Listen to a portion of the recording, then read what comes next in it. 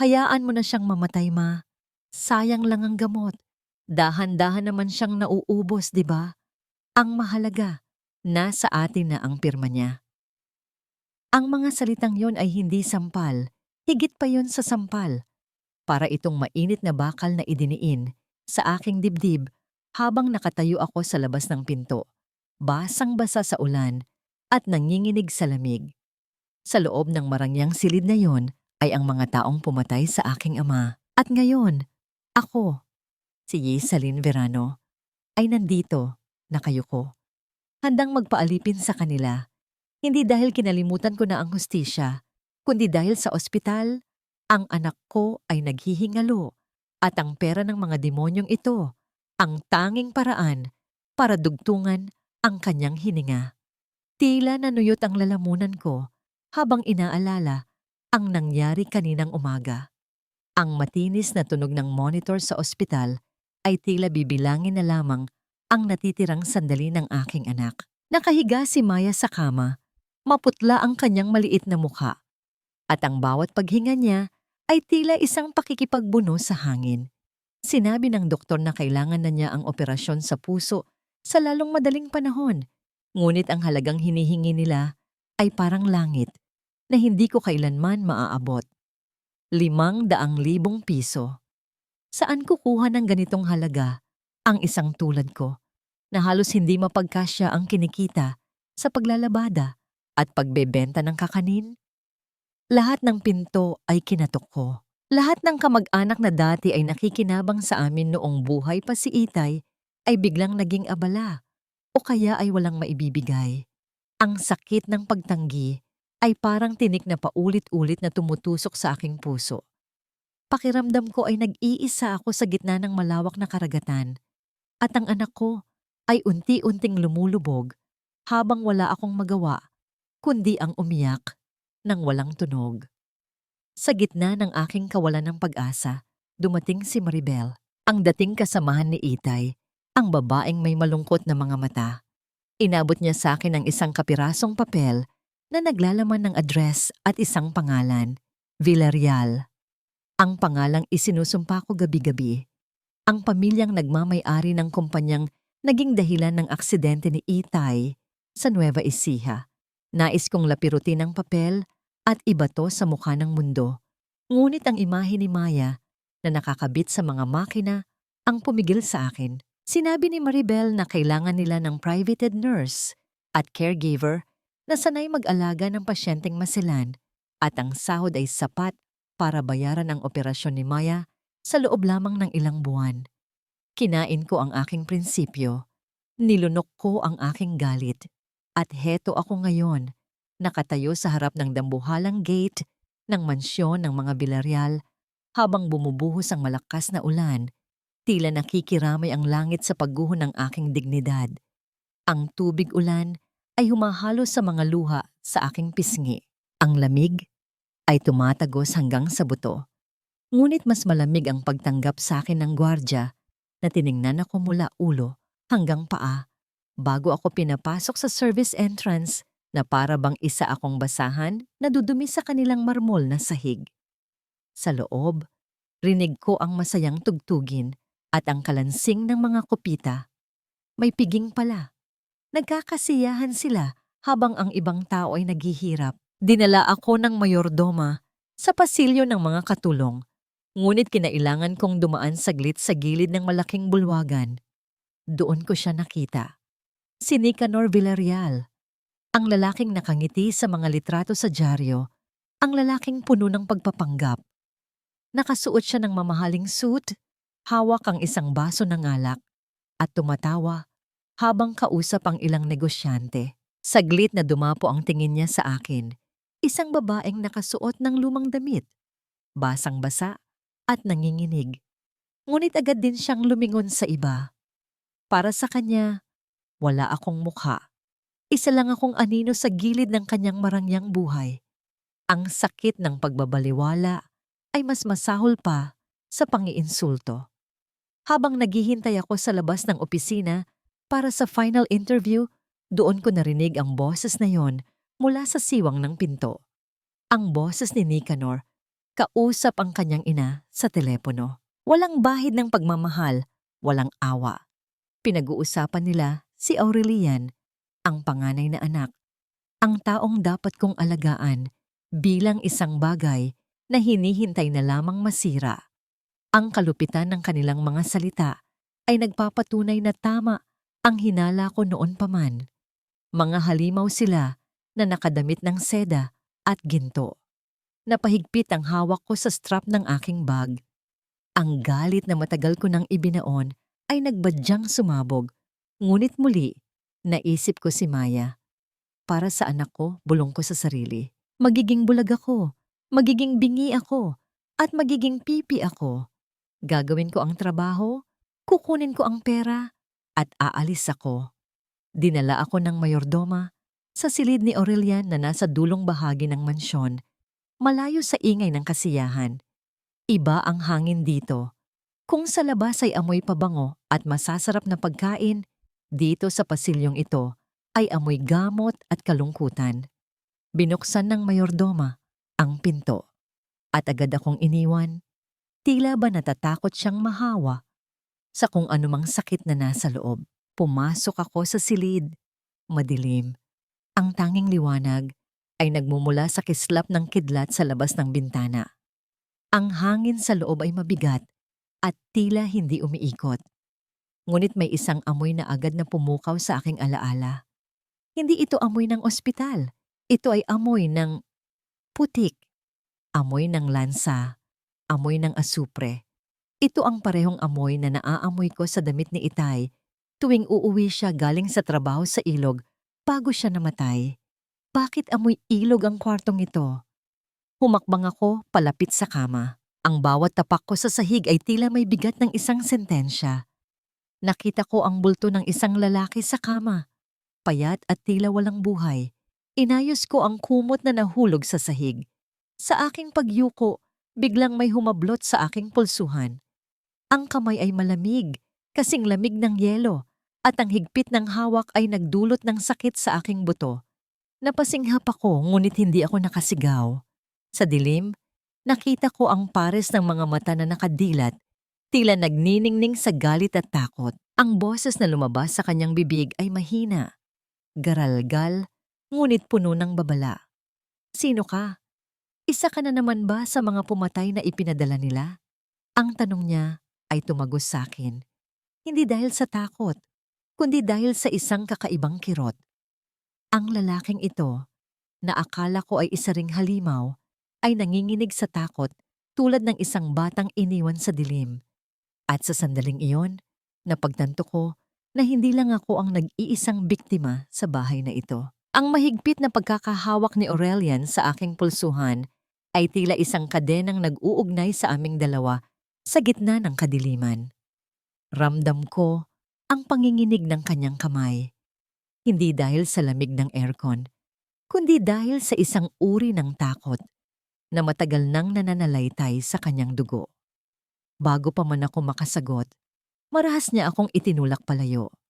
Ang lakas ng kanyang puwersa ay naging dahilan upang matabig ko ang metal na tray sa bedside table. Ang tunog ng bumagsak na tray at ang pagkabasag ng baso ng tubig ay gumuhit sa katahimikan ng silid, isang matinis na ingay na tila humihiwa sa hangin. Napaurong ako habang pinagmamasdan ang lalaking nasa kama, na pilit na bumabangon kahit na halatang hirap na hirap ang kanyang katawan. Ang kanyang dibdib ay mabilis na tumataas baba.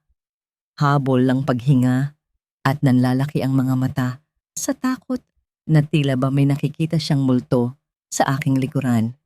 Lumayas ka, huwag kang lalapit. Sigaw niya ngunit ang boses niya ay garalgal at walang lakas. Parang isang halimaw na binunutan ng pangil, hindi ako natinag. Sa halip na tumakbo palabas, dahan-dahan akong lumuhod upang pulutin ang mga bubog. Ang bawat piraso ng basag na salamin ay sumasalamin sa kung gaano kawasak ang buhay ng lalaking ito at ng buhay ko. Habang pinupulot ko ang mga ito, gamit ang aking mga kamay, naramdaman ko ang hapdi ng isang maliit na hiwa sa aking daliri. Ngunit hindi ko ito ininda. Mas masakit ang realidad na kailangan kong pagsilbihan ang pamilyang ito. Biglang bumukas ang pinto ng marahas at pumasok ang liwanag mula sa pasilyo kasabay ng isang ginang na nag-aamoy mamahaling pabango na halos tumabon sa amoy ng gamot sa silid. Si Doña Esmeralda. Ang kanyang mga mata ay naningkit sa galit nang makita ang kalat sa sahig. What is happening here? Ang matinis niyang tanong habang pinapasadahan ako ng tingin na parang isa akong insekto na nakapasok sa kanyang palasyo. Unang araw mo pa lang, nagkakalat ka na. We hired you to be a nurse, not a disaster. Hindi siya lumapit sa kanyang anak para alamin kung ayos lang ito. Sa halip, nanatili siya sa may pinto. Tila nandidiri na madikitan ng hangin sa loob ng kwarto. Yumuko ako at humingi ng paumanhin ng mahina. Linisin mo yan. Utos niya habang inaayos ang kanyang kumikinang na hikaw. At tandaan mo ang mga patakaran sa pamamahay na ito. You are invisible here. Huwag kang titingin ng diretso sa amin.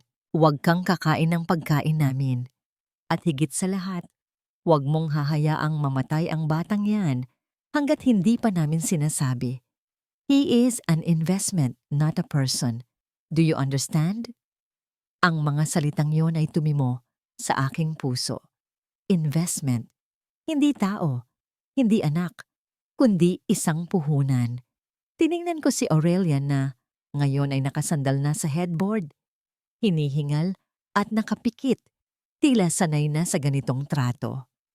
Nang umalis si Esmeralda at isinara ang pinto, naiwan kaming muli sa dilim. Sa mga sumunod na oras, naging tahimik ang mundo. Sinimulan ko ang aking trabaho ng walang imik.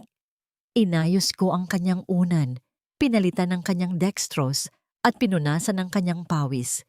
Hindi siya nagsalita, ngunit ramdam ko ang kanyang mga mata na sinusuhundan ng bawat galaw ko, nag-aabang ng anumang senyales ng pananakit. Kinagabihan, sumumpong ang kanyang lagnat. Ang init ng kanyang katawan ay tumatagos sa kumot at nagsimula siyang magsalita nang wala sa sarili. Binabangungot siya.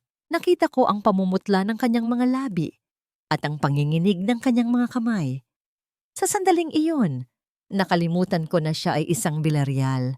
Nakalimutan ko na ang apelyido niya ay ang dahilan kung bakit wala na akong ama. Ang nakikita ko lang ay isang pasyenteng naghihirap, isang taong kailangan ng kalinga. Kumuha ako ng palanggana, ng maligamgam na tubig at bimpo. Dahan-dahan, pinunasan ko ang kanyang noo, ang kanyang leeg, at ang kanyang mga braso. Sa bawat dampi ng basang tela, unti-unting kumakalma ang kanyang paghinga. Napansin ko ang maraming pasa sa kanyang mga braso, mga marka ng karayom na tila ba ginawa ng walang pag-iingat. Ang galit sa aking dibdib ay napalitan ng awa. Sino ang gumagawa nito sa kanya? Habang pinupunasan ko ang kanyang kamay, napatigil ako. Ang mga daliring ito, na akala ko ay humahawak ng kapangyarihan upang sirain ang buhay ng iba, ay payat at mahina. Kumuha ako ng langis mula sa aking bag. Isang langis na gawa ni Itay noon para sa mga sakit ng katawan at marahan kong hinilot ang kanyang mga pasa. Tahan na, bulong ko. Hindi ko namamalayang inaawit ko na pala ang oyayi na kinakanta sa akin ni Itay noong bata pa ako tuwing may sakit ako. Ang melodiya ay puno ng lungkot, ngunit nagbibigay ng kapayapaan. Sa kauna-unahang pagkakataon, nakita ko ang paglambot ng mukha ni Aurelian. Ang kunot sa kanyang noo ay nawala. Ang kanyang paghinga ay naging malalim at payapa. Nakatulog siya ng mahimbing sa ilalim ng aking pag-aalaga, habang ang kamay ko ay nakapatong pa rin sa kanyang braso. Isang kakaibang koneksyon ang nabuo sa katahimikan ng gabing iyon. Isang koneksyon sa pagitan ng nag-aalaga at inaalagaan, sa pagitan ng biktima ng kahirapan at biktima ng kasakiman. Habang natutulog siya, binuksan ko ng bahagya ang drawer ng kanyang mesa upang maghanap ng thermometer. Ngunit iba ang aking nakita. Sa ilalim ng mga reseta ng gamot, may isang lumang litrato na punit-punit na. Kinuha ko ito at inilapit sa liwanag ng lampshade. Ito ay larawan ng isang grupo ng mga manggagawa sa harap ng ilog. At sa gilid, may isang lalaking pamilyar ang tindig. Ang puso ko ay kumabog ng mabilis. Posible bang si Itay iyon? Bakit itatago ni Aurelian ang litrato ng mga taong dapat ay kinamumuhian ng pamilya niya? Bago ko pa man masuri ng mabuti, narinig ko ang pagpihit ng seradura ng pinto. Mabilis kong ibinalik ang litrato at tumayo ng tuwid. Bumukas ang pinto at pumasok si Nicanor. Umaga na pala. Dala niya ang isang tray na may nakapatong na isang tasa. Ang kanyang nangiti ay matamis, ngunit hindi nito naaabot ang kanyang mga mata. "Good morning, Yay Celine!" Bati niya sa akin na para bang matagal na kaming magkaibigan. Gising na ba ang kuya ko? I brought his special herbal tea. Ito lang ang nakakapagpalakas sa kanya. Inilapag niya ang tasa sa mesa. Ang usok mula sa mainit na likido ay umuwi sa aking ilong. Kulay berde ito na may halong itim, tila lumot na nabulok sa tubig. At sa sandaling naamoy ko ito nanindig ang aking balahibo. Ang amoy na yon, hindi iyon amoy ng gamot, hindi iyon amoy ng tsaang herbal. Pamilyar na pamilyar ako sa amoy na yon dahil iyon ang huling amoy na kumapit sa balat ni Itay nang iuwi ang kanyang bangkay mula sa ilog. Amoy ng kemikal, amoy ng lason, amoy ng kamatayan na nakabalat kayo sa isang mamahaling tasa. Tumingin ako kay Nicanor at nakita ko ang paghihintay sa kanyang mga mata. Hinihintay niyang ipainom ko ang lason na yon sa sarili niyang kapatid. Nanatili akong nakatayo. Pigil ang paghinga habang pinagmamasdan ng usok na nagmumula sa tasa. Ang amoy na yon ay tila isang kamay na humuhila sa akin pabalik sa pinakamadilim na araw ng aking buhay. Naalala ko ang putik sa botas ni Itay, ang nangingitim niyang balat, at ang masangsang na amoy ng ilog na pilit tinatakpan ng insenso sa kanyang burol. Hindi ito amoy ng yerbabuena o lagundi. Ito ay amoy ng kamatayan na binalot sa porselana. Iniabot ni Nicanor ang tasa kay Aurelian nang may ngiting puno ng pagpapanggap. "Inumin mo na, kuya. Malambing niyang utos." Para lumakas ka agad. Sayang naman ang effort ko sa pagpapakulo nito. Nakita ko ang pag-aalinlangan sa mga mata ni Aurelian. Nanginginig ang kanyang kamay habang inaabot ang platito. Alam ng bawat hibla ng aking pagkatao na sa oras na dumampi ang likidong yon sa kanyang labi, magiging huli na ang lahat. Hindi ko alam kung saan ako kumuha ng ng lakas ng loob. Marahil ay dala ng alaala ng aking ama o ang takot na makita ang isa pang inosenteng tao na mamatay sa parehong paraan. Kumilos ako ng mabilis. Nagkunwari akong natapilok sa dulo ng carpet at pasugod na binangga ang braso ni Nicanor. Ang tasa ay tumilapon mula sa kanyang hawak at bumagsak sa marmol na sahig. Naglikha ng matinis at nakabibinging ingay ang pagkabasag ng porselana at ang maitim na likido ay kumalat sa sahig na parang dugo ng isang halimaw. Ang usok mula sa natapong tsaa ay sumingaw at lalong umalingasaw ang masangsang na amoy na halos ikasulasok ko. Natahimik ang buong silid. Dahan-dahang lumingon sa akin si Nicanor. Ang kanyang maamong mukha kanina ay napalitan ng isang anyo ng purong demonyo. Bago pa man ako makahingi ng tawad, naramdaman ko na lamang ang init at hapdi sa aking pisngi. Kasunod ang tunog ng malakas na sampal na umalingaw-ngaw sa apat na sulok ng kwarto. Napahawak ako sa aking mukha at napayuko. Nalasahan ko ang dugo sa gilid ng aking labi. Tanga ka ba o sadyang inutil? Ang sigaw ni Nicanor habang pinapagpag ang kanyang mamahaling sapatos na natalsikan ng kaunting likido. Alam mo ba kung gaano kamahal ang gamot na yan? You stupid woman!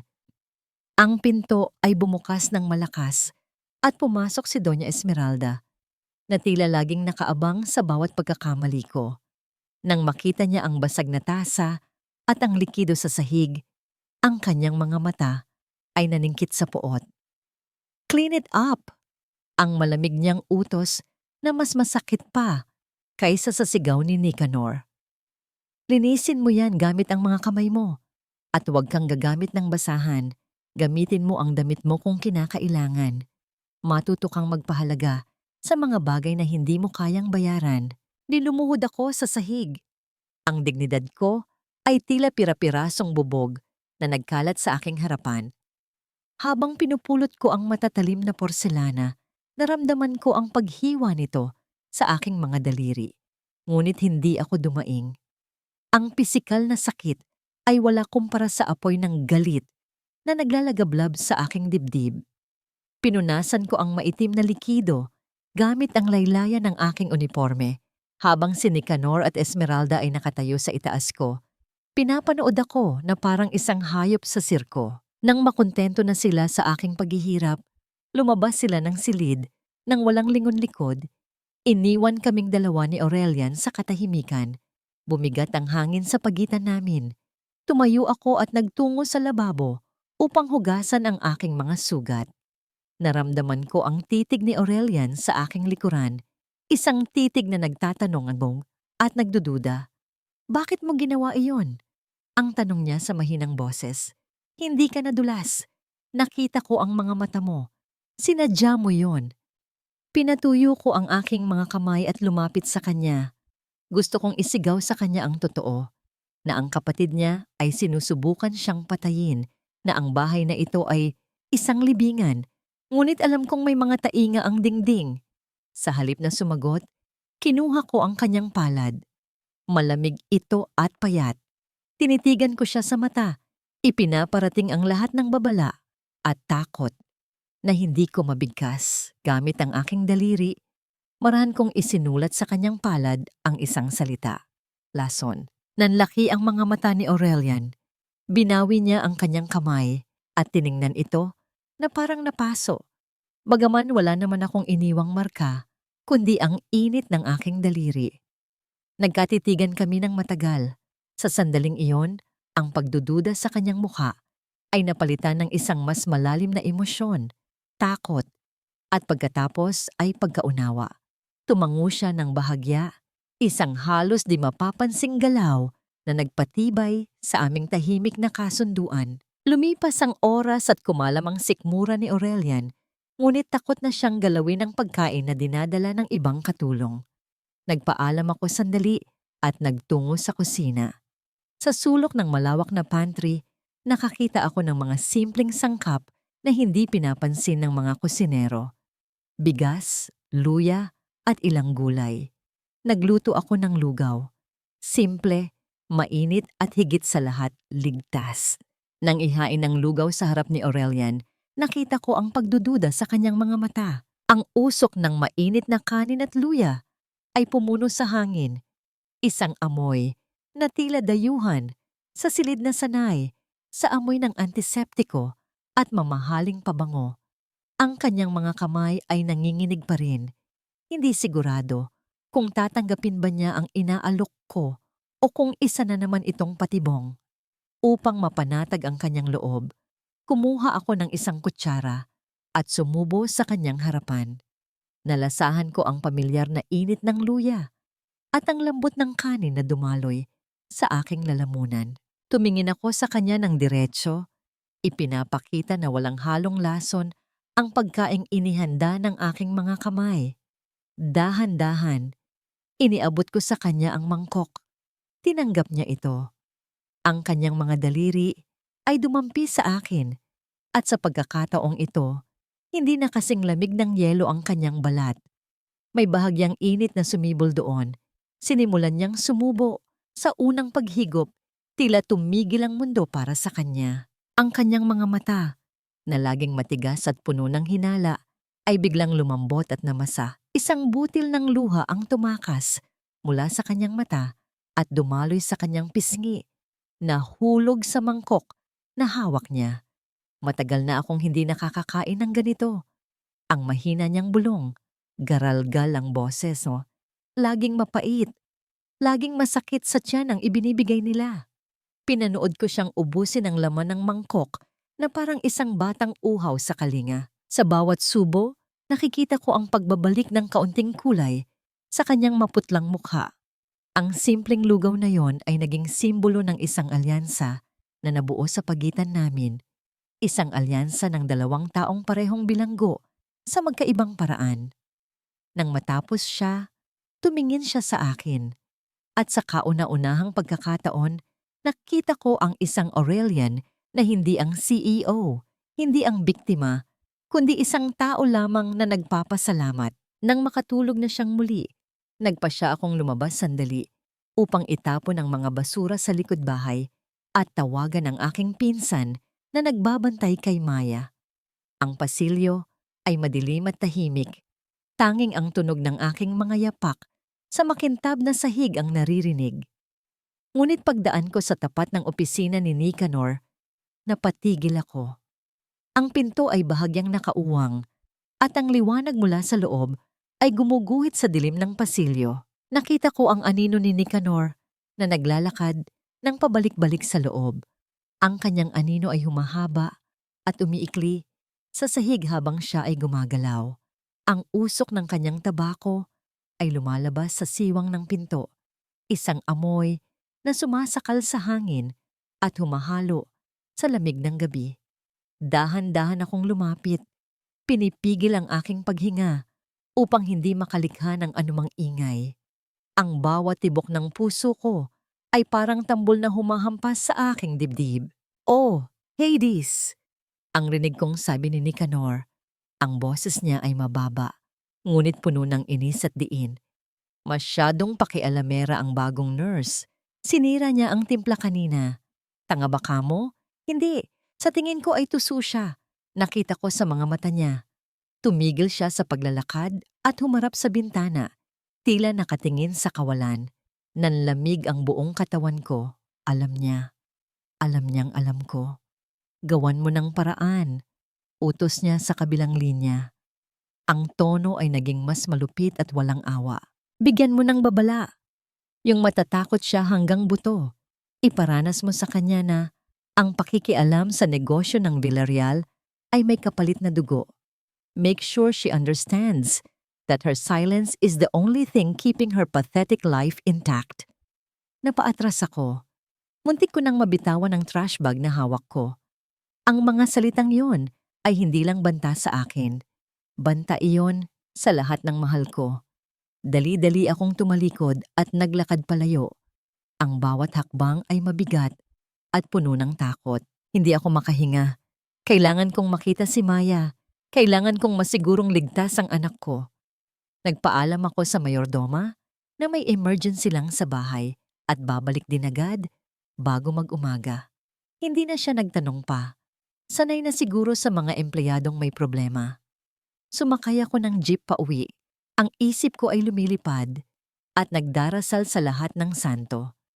Pagdating ko sa aming maliit na paupahan, sa gilid ng railes, bumungad sa akin ang katahimikan na mas nakabibingi kaysa sa ingay ng lungsod. Ang ilaw sa poste ay aandap-andap, nagbibigay ng multong liwanag sa aming pintuan. At doon, gumuho ang mundo ko. Ang pintuan ng aming bahay ay bahagyang nakauwang. Sira ang seradura. Tila pinuwersang buksan ng bakal. "Maya!" Sigaw ko. Kahit alam kong nasa pinsan ko siya. Ang takot ng isang ina ay walang lohika. Pumasok ako sa loob. Nanginginig ang mga tuhod. Magulo ang aming maliit na sala. Nakataob ang mga upuan. Nagkalat ang mga damit na tinupi ko kaninang umaga. Halatang hinalughog ang buong bahay, ngunit hindi ang mga gamit ang hinahanap ng aking mga mata. Tumakbo ako patungo sa silid kung saan natutulog si Maya. Sa ibabaw ng kanyang maliit na kama, may nakadapo na isang bagay na nagpatigil sa pagtibok ng aking puso. Ang paborito niyang manyika, yung manyikang basahan na tinahi ko pa mula sa mga retaso, ay nakahiga sa gitna ng kama. Ngunit iba na ito. Pugot ang ulo ng manyika. Ang leeg nito ay ginitgit ng gunting. At ang palaman na bulak ay nagkalat sa kumot na parang laman loob. Sa tabi nito ay may isang kapirasong papel na nakatupi. Kinuha ko ito. Ang mga kamay ko ay nanginginig ng sobra na halos hindi ko ito mabuklat. Binuklat ko ang papel na kasama ng sirang manyika. Ang sulat kamay ay pino. Tila isinulat ng isang taong may pinag-aralan. Ngunit ang mensahe ay kasing talim ng patalim. Ang dila ay pumuputol ng leeg. Manahimik ka kung gusto mo pang marinig ang tibok ng puso ng anak mo. Nanginig ang buong kalamnan ko at muntik ko nang mabitawan ng papel. Ang banta ay malinaw. Alam nila kung nasaan si Maya. Alam nila ang kahinaan ko. Sa sandaling iyon, gusto kong tumakbo, damputin ang anak ko, at magtago sa kasulok-sulukan ng mundo kung saan hindi kami mahahanap ng mga Villarreal. Ngunit tumunog ang aking telepono. Ang ospital. Mrs. Verano, ang boses ng doktor ay seryoso sa kabilang linya. May schedule na tayo para sa operasyon ni Maya. Kailangan na nating masettle ang down payment sa loob ng 3 araw. Kung hindi, ibibigay namin ang slot sa iba. Mahina na ang puso niya, Yaisalin. Hindi na siya makakapaghintay. Bumagsak ang telepono sa aking tabi. Parang pinipiga ang puso ko sa pagitan ng dalawang nag-uumpugang bato. Kung aatras ako, papatayin nila ako sa takot. Ngunit mamamatay naman si Maya sa sakit. Wala akong pagpipilian. Ang tanging daan ay ang suungin ng apoy. Dali-dali kong inimpake ang gamit ni Maya. Dinala ko siya sa bahay ng aking tiya Ising sa kabilang bayan, isang lugar na walang nakakaalam, walang signal, at malayo sa mata ng mga Villarreal. Hinalikan ko ang noo ng natutulog kong anak. Dinama ang init ng kanyang balat at nangakong babalik ako na dala ang kanyang kaligtasan. Bumalik ako sa mansyon ng mga Villarreal ng gabing iyon. Mabigat ang bawat hakbang ko. Ngunit sa loob ng aking lumang handbag, sa ilalim ng aking pitaka at rosaryo, ay may nakatagong isang maliit na kutsilyo. Hindi ko alam kung magagamit ko ito, ngunit ito ang tanging bagay na nagbibigay sa akin ng lakas ng loob na humarap sa mga demonyo. Pagpasok ko sa silid ni Aurelian, sinalubong ako ng katahimikan na mas nakakabinging kaysa sa sigaw. Patay ang mga ilaw. Tanging ang sinag ng buwan mula sa bintana ang nagbibigay liwanag sa silid. Agad kong napansin ang kakaiba. Wala si Aurelian sa kama. Narinig ko ang mabibigat na paghinga mula sa sulok ng kwarto. Nakaupo siya sa sahig, nakasandal sa pader, at yakap-yakap ang kanyang sarili. Nanginginig siya ng malala, at ang kanyang mga ngipin ay nagtatagisan sa sobrang lamig kahit na hindi naman nakabukas ang aircon. Ito ang epekto ng pagtigil sa tsaa. Ang kanyang katawan ay naghahanap ng lason na nakasanayan na nito. Aurelian, tawag ko at mabilis na lumapit sa kanya. Huwag. Ang garalgal niyang bulong habang pilit akong itinataboy ng kanyang nanghihinang kamay. Lumayo ka. Baka masaktan kita. Ang kanyang balat ay namumutla at basang-basa ng malamig na pawis. Ang kanyang mga mata ay dilat na dilat, tila nakakakita ng mga anino na wala naman doon. Nagsimula siyang magkombulsyon ng bahagya. Ang kanyang mga kalamnan ay naniniga sa sakit. Hindi ako lumayo. Sa halip, lumuhod ako sa kanyang harapan. Nakita ko sa kanyang mga mata, hindi ang isang makapangyarihang CEO, kundi isang tao na wasak at nagmamakaawa ng tulong. Kumuha ako ng makapal na kumot mula sa kama at ibinalot ito sa kanya, ngunit patuloy pa rin ang kanyang panginginig. Ang kanyang paghinga ay tila hinahabol ng kung anong halimaw. Wala nang ibang paraan. Kailangan niya ng init. Kailangan niya ng angkla upang hindi siya tangayin ng kanyang sariling diwa. Umupo ako sa kanyang tabi at hinila siya palapit sa akin. Ipinatong ko ang kanyang ulo sa aking dibdib at niyakap siya ng mahigpit. Ang kanyang katawan ay naninigas sa una, lumalaban, tila hindi sanay sa haplos na walang hinihintay na kapalit. Nandito ako, bulong ko habang hinahaplos ang kanyang likod na basang-basa ng pawis. Ligtas ka! Walang mananakit sa'yo. Unti-unti, naramdaman ko ang pagbigay ng kanyang katawan. Ang kanyang panginginig ay dahan-dahang humupa, sumasabay sa ritmo ng aking paghinga. Ipinulupot niya ang kanyang mga braso sa aking baywang, mahigpit na mahigpit, tila ako na lamang ang tanging bagay na totoo sa kanyang mundo. Isinubsob niya ang kanyang mukha sa aking leeg at naramdaman ko ang init ng kanyang hininga at ang pagtulo ng kanyang luha sa aking balat. Sa dilim ng silid na yon, nawala ang mga pader na naghihiwalay sa amin. Walang mayaman, walang mahirap, walang Villarreal, walang Verano. 2 tao lamang na parehong sugatan na naghahanap ng kalinga sa gitna ng unos. Nanatili kami sa ganoong posisyon ng matagal. Ang tibok ng aming mga puso ay tila nag-uusap sa isang lengguwahe na kami lang ang nakakaintindi. Hindi ko namalaya na nakatulog na rin ako habang nakasandal sa pader. Yakap-yakap ang lalaking dapat ay kinasusuklaman ko. Nagising ako sa pagtama ng sinag ng araw sa aking mukha. Masakit ang aking likod dahil sa posisyon namin sa sahig, ngunit hindi ako gumalaw. Ang ulo ni Aurelian ay nasa aking kandungan pa rin, mahimbing ang tulog. Ang kanyang mukha ay payapa, malayo sa hitsura niyang puno ng sakit kagabi. Ang kanyang kamay ay mahigpit na nakahawak sa aking kamay. Hindi ko ito napansin kagabi, ngunit sa liwanag ng umaga, nakita ko kung paano magkadikit ang aming mga palad. Dahan-dahan kong inalis ang aking kamay upang hindi siya magising. Tinulungan ko siyang humiga ng maayos sa kama at kinumutan. Paglabas ko ng kwarto upang kumuha ng tubig, nakasalubong ko si Maribel sa pasilyo. Tumingin siya sa paligid upang siguraduhing walang nakatingin. At pagkatapos, ay mabilis na iniabot sa akin ang isang maliit at kalawanging susi. Pagbalik ko sa silid, nakita kong gising na si Aurelian. Nakaupo siya sa kama, nakasandal sa headboard at nakatingin sa akin. Ang mga mata niya ay malinaw na ngayon. Walang bakas ng lagnat o pagkabaliw. Mayroong isang bagong emosyon doon. Isang bagay na hindi ko pa nakikita dati. Isang halo ng pasasalamat at hiya. Salamat. Sa kagabi, sabi niya. Ang boses ay mahina pa rin ngunit buo na. Iniiwas niya ang kanyang tingin. Tila nahihiya sa kahinaang ipinakita niya sa aking harapan. Tumangulang ako at inilapag ang baso ng tubig sa kanyang mesa. Nagkunwari akong abala sa pag-aayos ng kanyang mga gamot, ngunit ramdam ko ang bawat titig niya sa akin. Ang katahimikan sa pagitan namin ay hindi na puno ng tensyon, kundi ng isang hindi maipaliwanag na pag-unawa. Habang naglalakad ako, pabalik sa pinto, upang umpisahan ang paglilinis, naramdaman ko ang kanyang kamay na humawak sa dulo ng aking damit. Napahinto ako. "Huwag kang umalis," bulong niya.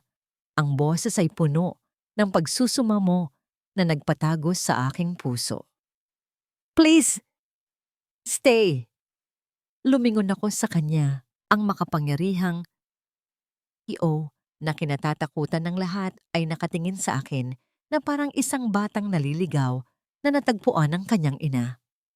Ang kanyang mga mata ay nangungusap, humihingi ng isang bagay na matagal nang ipinagkait sa kanya ng mundo. Ang pakiramdam na ligtas, hinawakan ko ang kanyang kamay. Ang init nito ay dumaloy sa akin. Sa sandaling iyon, hindi na mahalaga ang galit, hindi na mahalaga ang paghihiganti. Ang tanging mahalaga ay ang taong nasa harapan ko na nangangailangan ng tulong. Ngunit ang sandaling iyon ng kapayapaan ay biglang winasak. Ang pinto ay bumukas nang walang katok-katok at pumasok si Doña Esmeralda na may ngiting nakapaskil sa kanyang mga labi na hindi kailanman umaabot sa kanyang mga mata. Suot niya ang isang eleganteng bestida na tila handa na para sa isang piging. "Oh, good morning." Masayang bati niya. Ngunit ang tono ay puno ng sarkasmo. "Gising na pala ang aking mahal na anak-anakan. Mabuti naman at mukhang masigla ka ngayon, Aurelian, dahil may sorpresa kami sa'yo." Nagkatinginan kami ni Aurelian.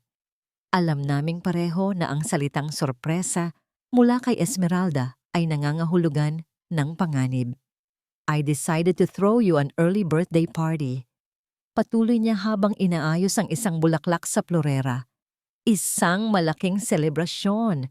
We need to show everyone, especially the board members, that you are still strong and capable para matigil na ang mga chismis na hindi mo na kayang patakbuhin ang kumpanya. Hinawakan ko ng mas mahigpit ang susi sa aking bulsa. Isang party. Isang perpektong pagkakataon para sa kanila na isagawa ang anumang masamang balak. At pagkatapos ay ibinato ni Esmeralda ang kanyang huling bomba. Tumingin siya sa akin. Ang kanyang ngiti ay naging isang mapanlibak na ngisi. At para masigurong nasa pinakamagandang kondisyon ka sa party mo, I've hired a top specialist from Manila para asikasuhin ka. A real doctor, darling. Hindi isang hamak na caregiver lang. Tumingin siya sa akin mula ulo hanggang paa. Tila sinusukat ang aking halaga. Maaari mo nang ayusin ang mga gamit mo, Yay Salin. Pagkatapos ng party, hindi na namin kailangan ng serbisyo mo. Ang mga salita niya ay tumama sa akin na parang isang malakas na sampal.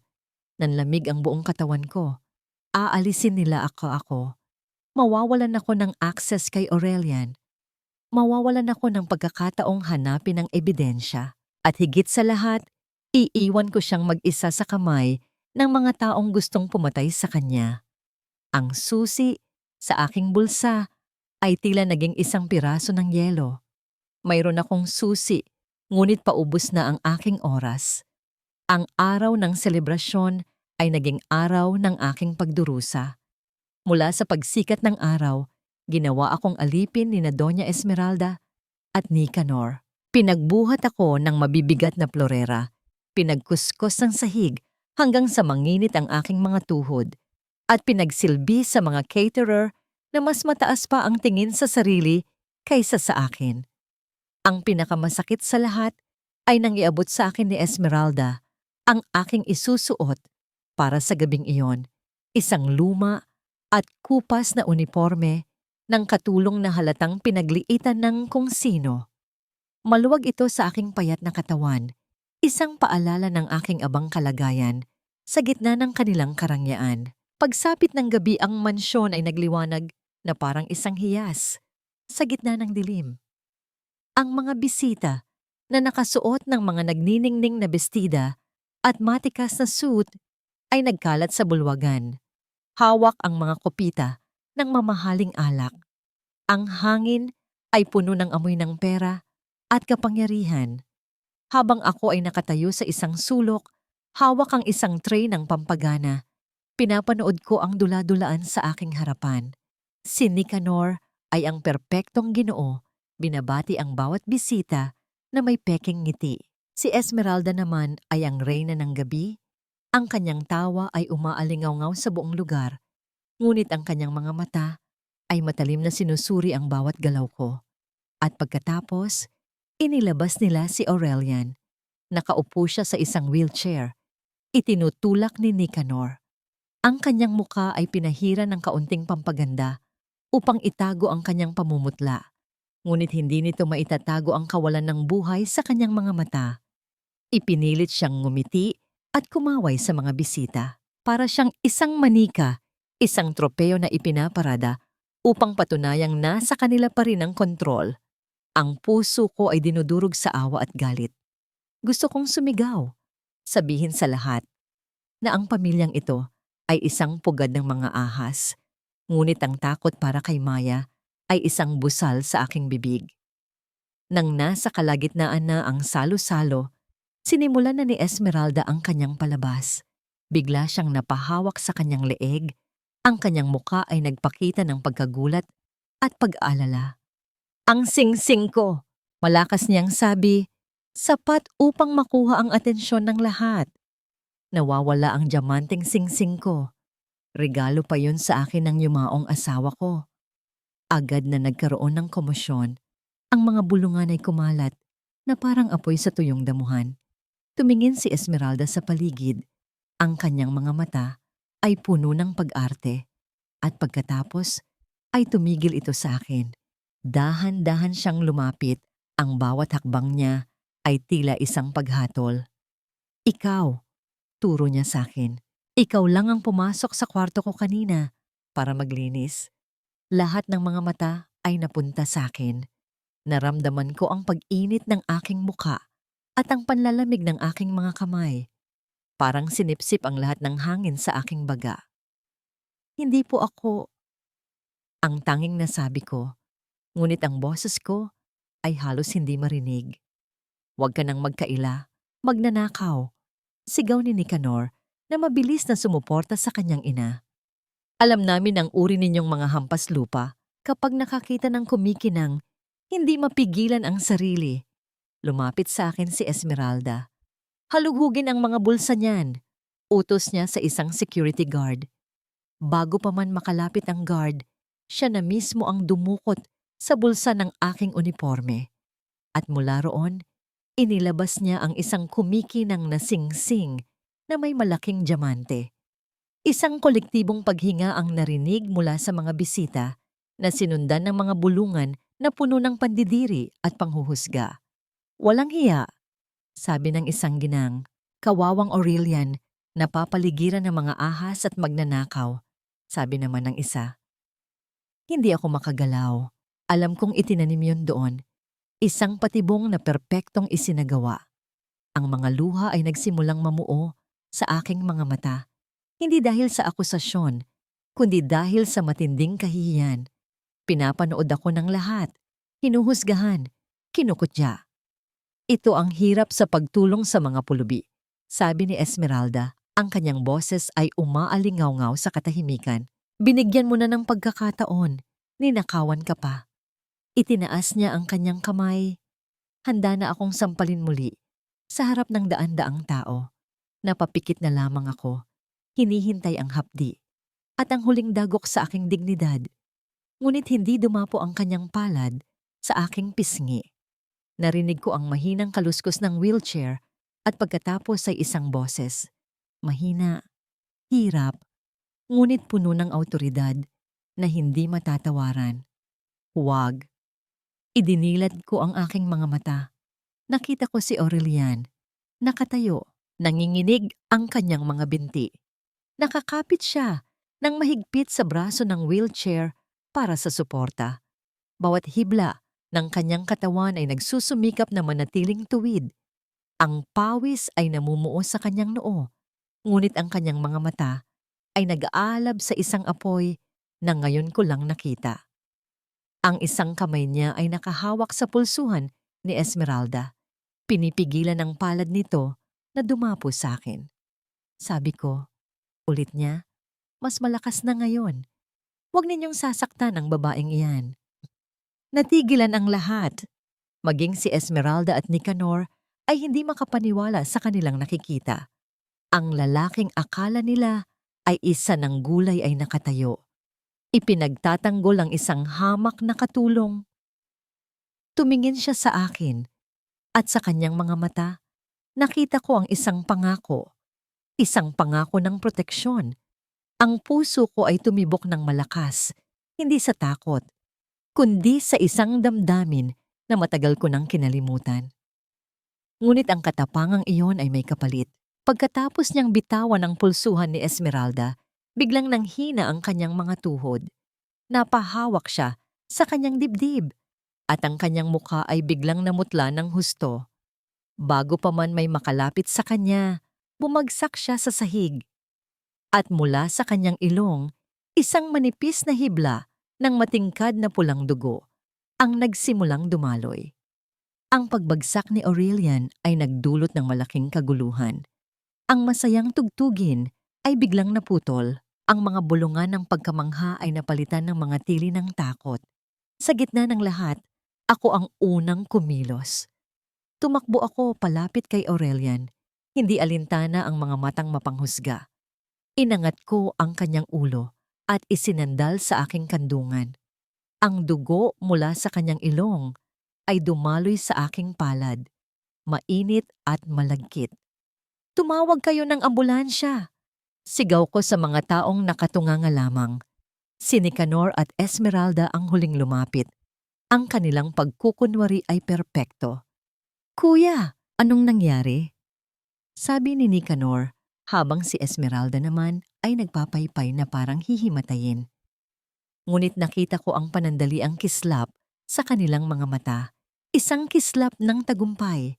Ito ang kanilang plano. Ang bagong doktor na sinasabi nila ay marahil ang nagbigay ng mas matapang na lason kay Aurelian bago pa man magsimula ang party. Dumating ang mga paramedic at mabilis na isinakay si Aurelian sa stretcher. Sinubukan kong sumama, ngunit hinarang ako ni Nicanor. Dito ka lang, ang mariin niyang sabi. Baka ikaw pa ang dahilan ng lahat ng ito. Security, bantayan ninyo ang babaeng yan. Huwag ninyong hahayaang makatakas. Ang mga bisita ay unti-unting nagsialisan, nag-iiwan ng mga bulungan at espekulasyon. Ang mansyon na kanina ay puno ng buhay ay biglang nabalot ng isang nakabibiinging katahimikan. Naiwan akong mag-isa sa gitna ng bulwagan, binabantayan ng 2 guard na parang isang kriminal. Ang aking puso ay puno ng pag-aalala para kay Aurelian, ngunit kasabay nito, isang pinto ng oportunidad ang nagbukas. Walang tao. Si Nicanor at Esmeralda ay nasa ospital, nagpapanggap na nag-aalala. Ito na ang pagkakataon ko. Nagdahilan akong masama ang aking pakiramdam at kailangang pumunta sa banyo ng mga katulong.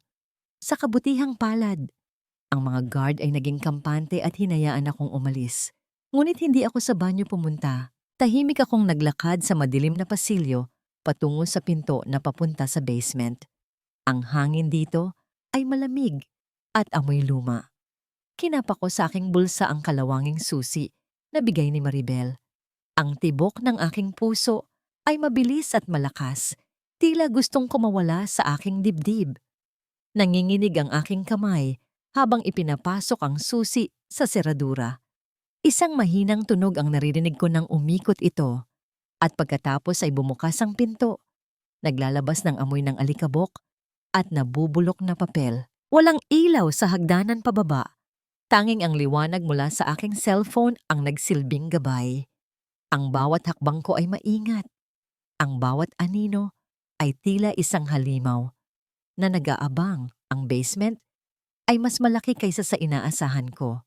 Puno ito ng mga lumang kasangkapan na nababalutan ng puting tela, parang mga kaluluwang nagpapahinga. Ngunit sa pinakadulong bahagi ng silid, may isang lugar na malinis at maayos. Dito nakasalansan ang mga filing cabinet na bakal at ilang malalaking bariles na may nakatatak na logo ng Villarreal Corporation. Binuksan ko ang isa sa mga cabinet. Puno ito ng mga folder na may label na Ilog Project.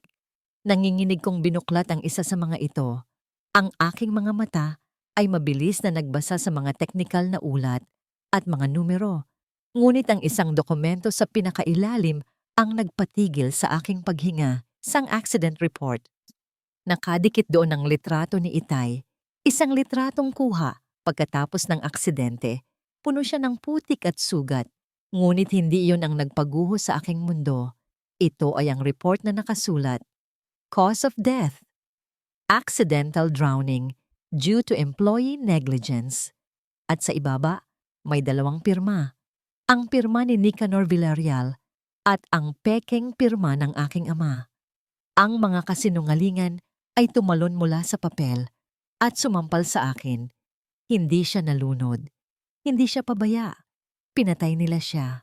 Ngunit may mas malala pa. Sa ilalim ng cabinet, nakita ko ang isang makapal na ledger. Hindi ito mukhang opisyal na dokumento ng kumpanya. Binuksan ko ito.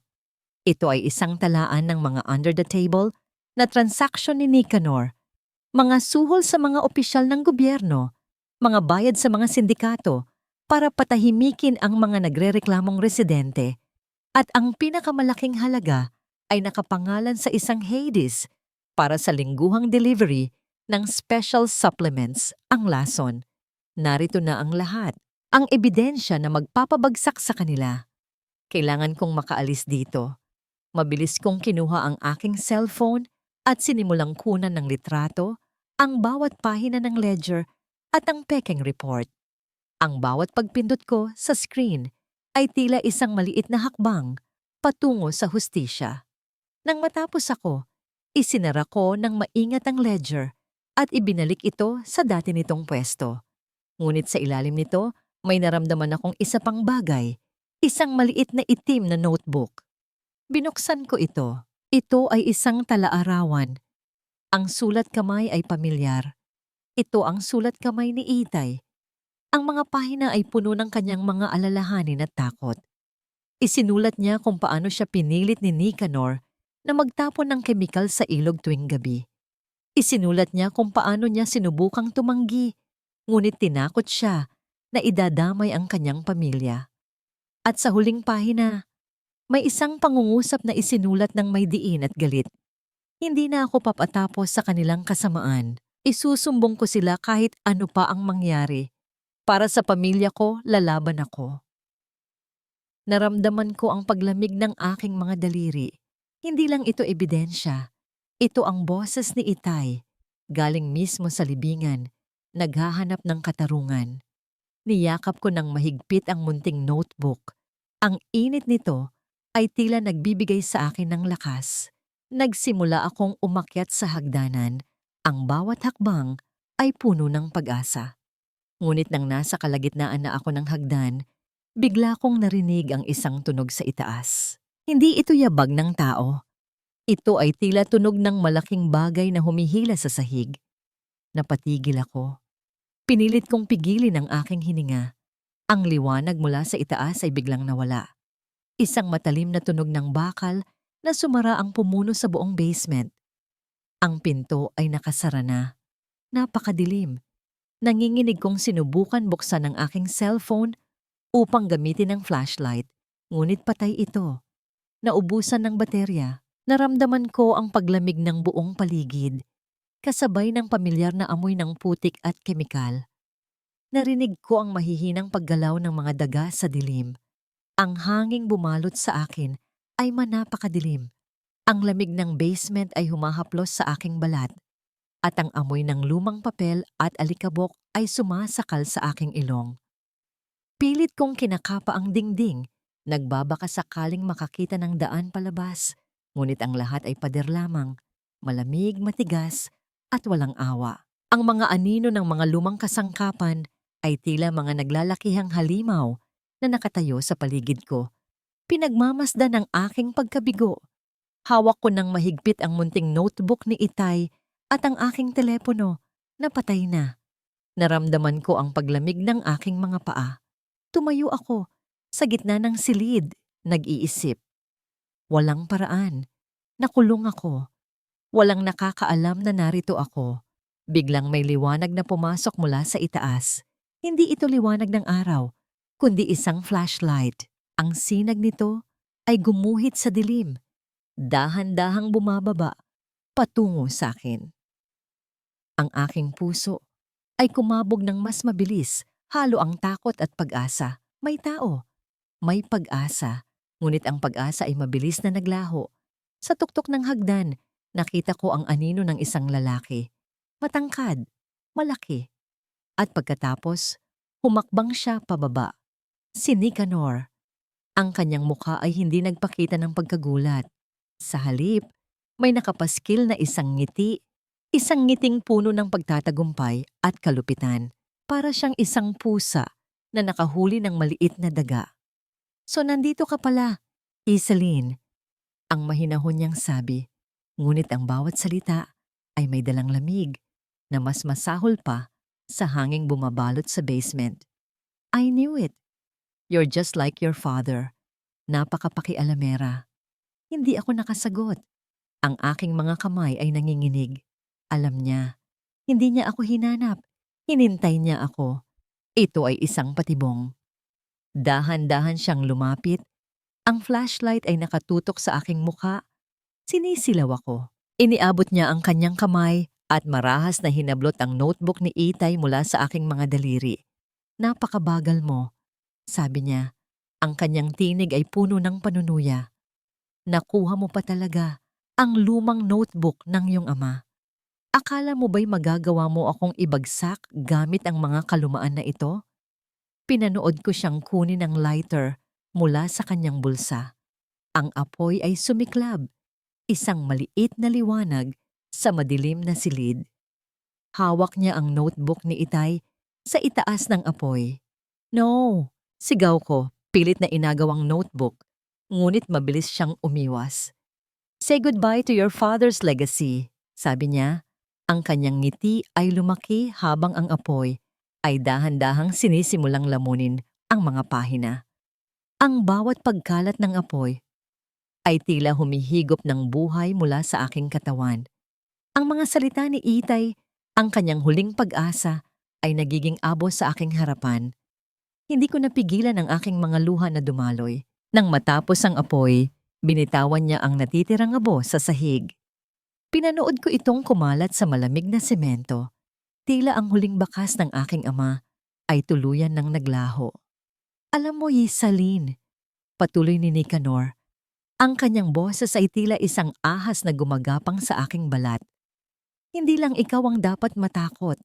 Ang anak mo, nasa mabuting kamay ko siya ngayon. Isang tawag lang, at ang munting maya mo ay mawawala na parang bula. Hindi mo na siya makikita kailanman. Ang mga salitang iyon ay tumama sa akin ng mas masakit kaysa sa anumang sampal. Ang takot na yon, ang takot ng isang ina. Hayop ka, ang sigaw ko. Ang boses ay garalgal sa galit at sakit. Wala kang puso, wala kang karapatan. Ngunit hindi siya natinag. Sa halip, lalo lamang siyang ngumiti. Ang puso? Hindi ko kailangan yan. Ang kailangan ko ay ang Villarreal Corporation.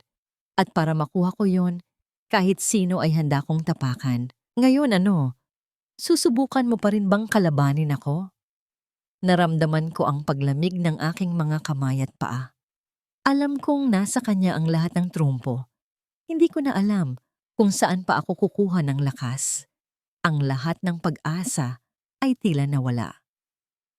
Huwag kang mag-alala, sabi ni Nicanor, lumapit sa akin. Hindi kita papatayin. I have a better plan for you. Pagbabayaran mo ang pagiging pakialamera mo. Kinuha niya ang kanyang telepono at may tinawagan. Hello, Captain. May naaktuhan akong nagnanakaw ng mga confidential documents ng kumpanya. At ang masama pa, nagtatago siya sa basement. Pakidala na lang siya sa presinto. Yes, I'll press charges. This woman tried to extort money from us. Aabot sa milyon ang kaso niya. Nakita ko ang pagdating ng 2 pulis na may suot na uniforme. Walang tanong-tanong, hinawakan nila ang aking mga braso at marahas akong iginapos. Pilit akong lumaban, ngunit masyado silang malakas. Huwag! Sigaw ko. Inosente ako. Siya ang salarin. May lason sa tiyan niya. Pinatay niya ang aking ama. Ngunit walang nakinig. Narinig ko ang bulungan ng mga pulis na nagsasabi na nasisiraan na ako ng ulo. Kinakaladkad nila ako palabas ng mansyon sa harap ng madilim na hardin. Ang lamig ng gabi ay humaplos sa aking muka kasama ng mga luha na patuloy na dumadaloy. Tumingin ako sa itaas, sa bintana ng silid ni Aurelian. Madilim pa rin. Wala siyang alam sa nangyayari. Nag-iisa siya. Nag-iisa ako. Isinakay nila ako sa patrol car. Ang ilaw ng flashing lights ay sumasalamin sa aking mukha. Nagpapakita ng aking paghihirap. Ang sasakyan ay umandar, papalayo sa mansyon na tila isang kulungan. Aurelian! Sigaw ako, ngunit ang boses ko ay nilamon na ng hangin. Aurelian, tulungan mo ako! Nang dumating kami sa presinto, ang mga mata ng mga pulis ay puno ng paghuhusga. Ikinulong nila ako sa isang malamig na selda, kasama ang iba pang mga babaeng kriminal. Ang amoy ng yosi at dumi ay sumasakal sa aking lalamunan. Walang matutulungan, walang maniniwala. Napaupo ako sa malamig na sahig. Yakap-yakap ko ang aking sarili. Pilit na pinipigilan ang aking mga hikbi. Ngunit ang sakit sa aking dibdib ay hindi ko kayang pigilan. Wala na si Itay. Si Maya, nanganganib. Si Aurelian, nasa panganib pa rin. At ako, nakakulong. Wala nang pag-asa. Kinabukasan, habang nakatulala ako sa dingding ng aking selda, narinig ko ang usapan ng 2 pulis sa labas. Narinig mo na ba? Sabi ng isa. Patay na raw si Aurelian Villarreal. Ngayon lang kinumpirma ng ospital. Heart failure. Biglang tumigil ang lahat. Ang hangin ay tila nawala sa aking baga. Ang aking mundo ay gumuho ng tuluyan. Ang lalaking sinubukan kong iligtas. Ang lalaking nagtitiwala sa akin. Ang lalaking nagbigay sa akin ng pag-asa. Patay na. At ako ang naging dahilan. Ang balita ay bumagsak sa akin na parang isang malaking bato mula sa langit. Patay na raw si Aurelian Villarreal. Ang pangalan niya ay umalingaw-ngaw sa aking isip. Isang malalim na tunog na tila nagbibilang ng lahat ng aking pagkabigo. Kung may natitira pa akong lakas, pagkatapos ng lahat ng nangyari, tuluyan na itong nilamon ng dilim. Napaupo ako sa malamig na sahig ng selda. Yakap-yakap ang aking sarili. Pilit na pinipigilan ang anumang tunog ng sakit na gustong kumawala sa aking lalamunan. Ang aking mga mata ay nakatitig sa walang buhay na dingding. Ngunit ang nakikita ko ay ang mukha ni Maya. Ang kanyang maliit na kamay na pilit na humahawak sa aking damit. Paano na siya? Paano na ang kanyang puso? Ilang araw akong nanatili sa ganoong kalagayan. Ang aking diwa ay tila nakakulong din sa loob ng mas madilim na selda.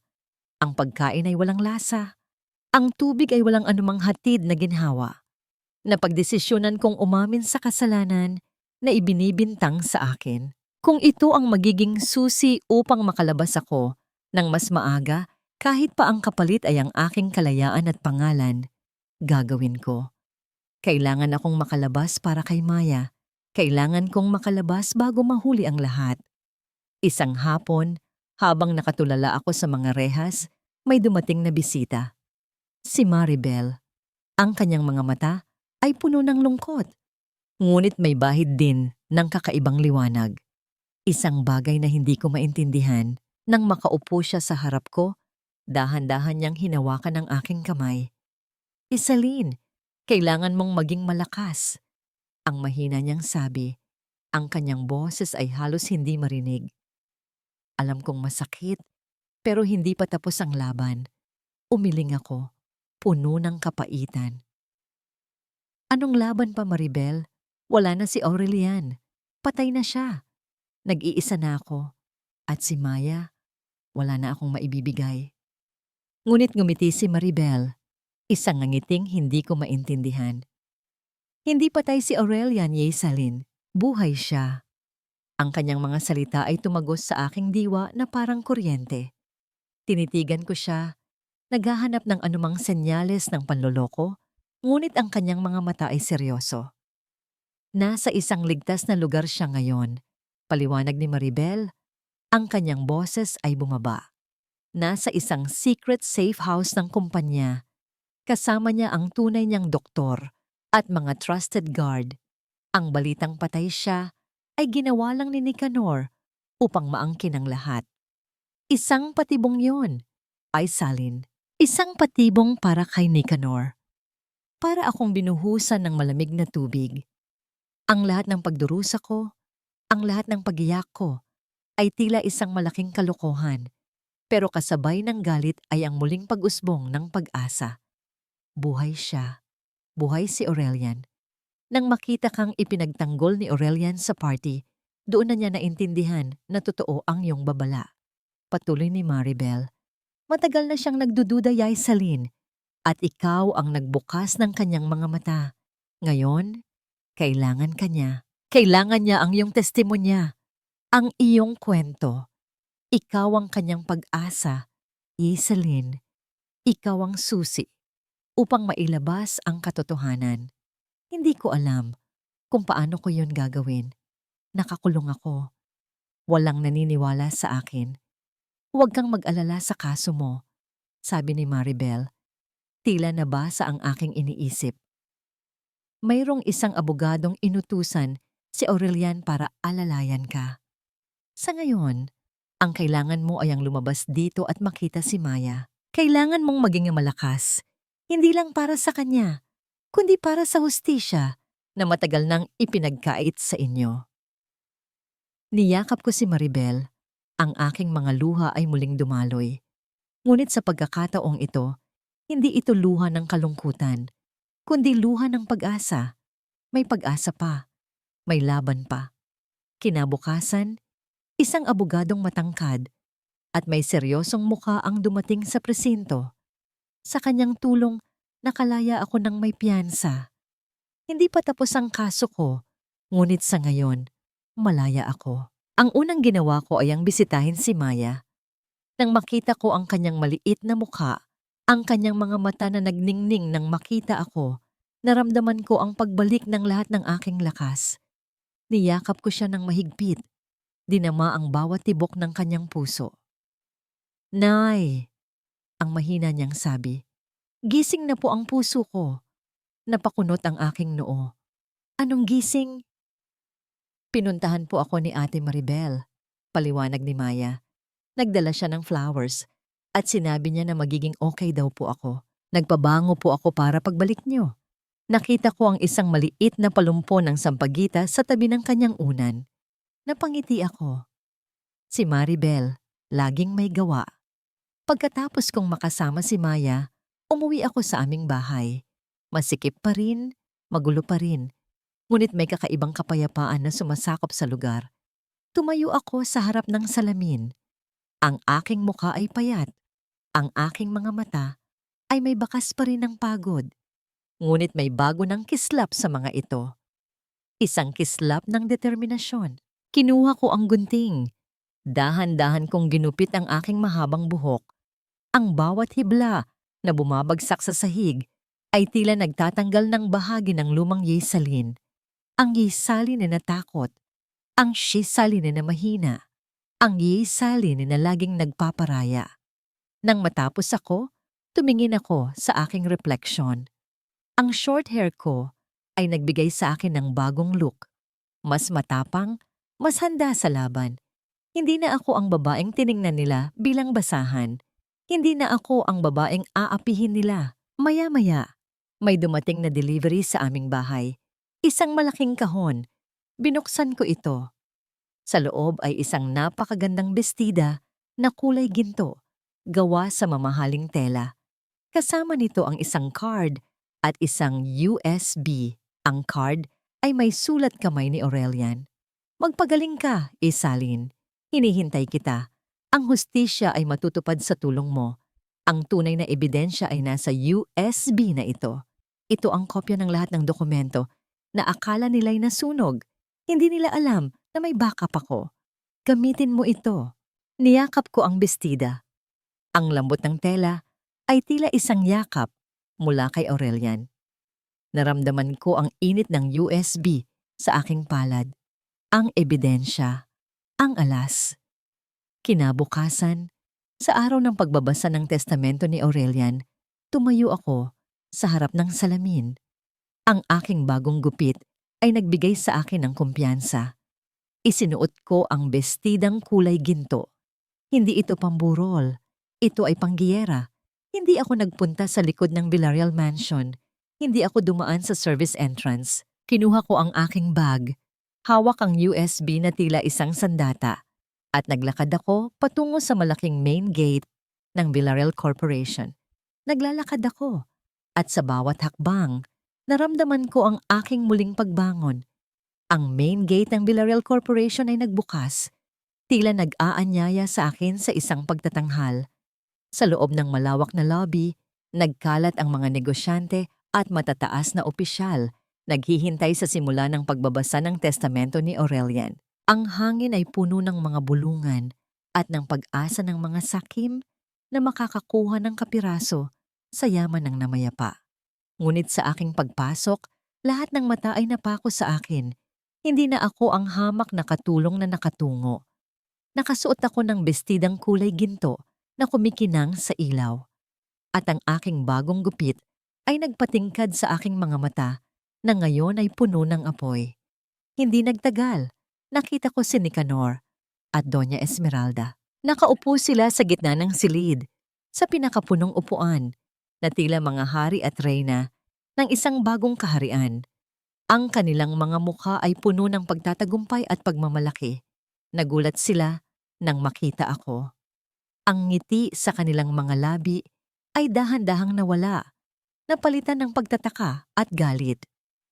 Anong ginagawa ng magnanakaw na yan dito? Ang sigaw ni Esmeralda. Ang kanyang boses ay matinis at puno ng pagkamuhi. Bakit nakalabas ang babaeng yan? Guard, palabasin ninyo yan. Dalawang naggigama na. Dalawang security guard ang lumapit sa akin. Pilit akong itinataboy. Ngunit nanatili akong nakatayo, matatag. Hindi natinag. Hindi niyo ako maaaring palabasin, sabi ko. Ang aking boses ay malinaw at matatag. Sapat para marinig ng lahat. Nandito ako para sa pagbabasa ng testamento. May kailangan akong sabihin sa lahat. Natawa si Nicanor, isang mapanuyang tawa na tila ako ay isang tanga. Anong sasabihin mo?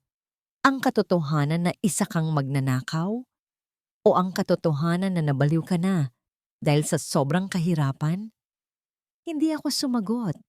Sa halip, lumapit ako sa gitna ng silid, sa tapat mismo ng malaking screen na ginagamit para sa mga presentasyon ng kumpanya. Kinuha ko ang USB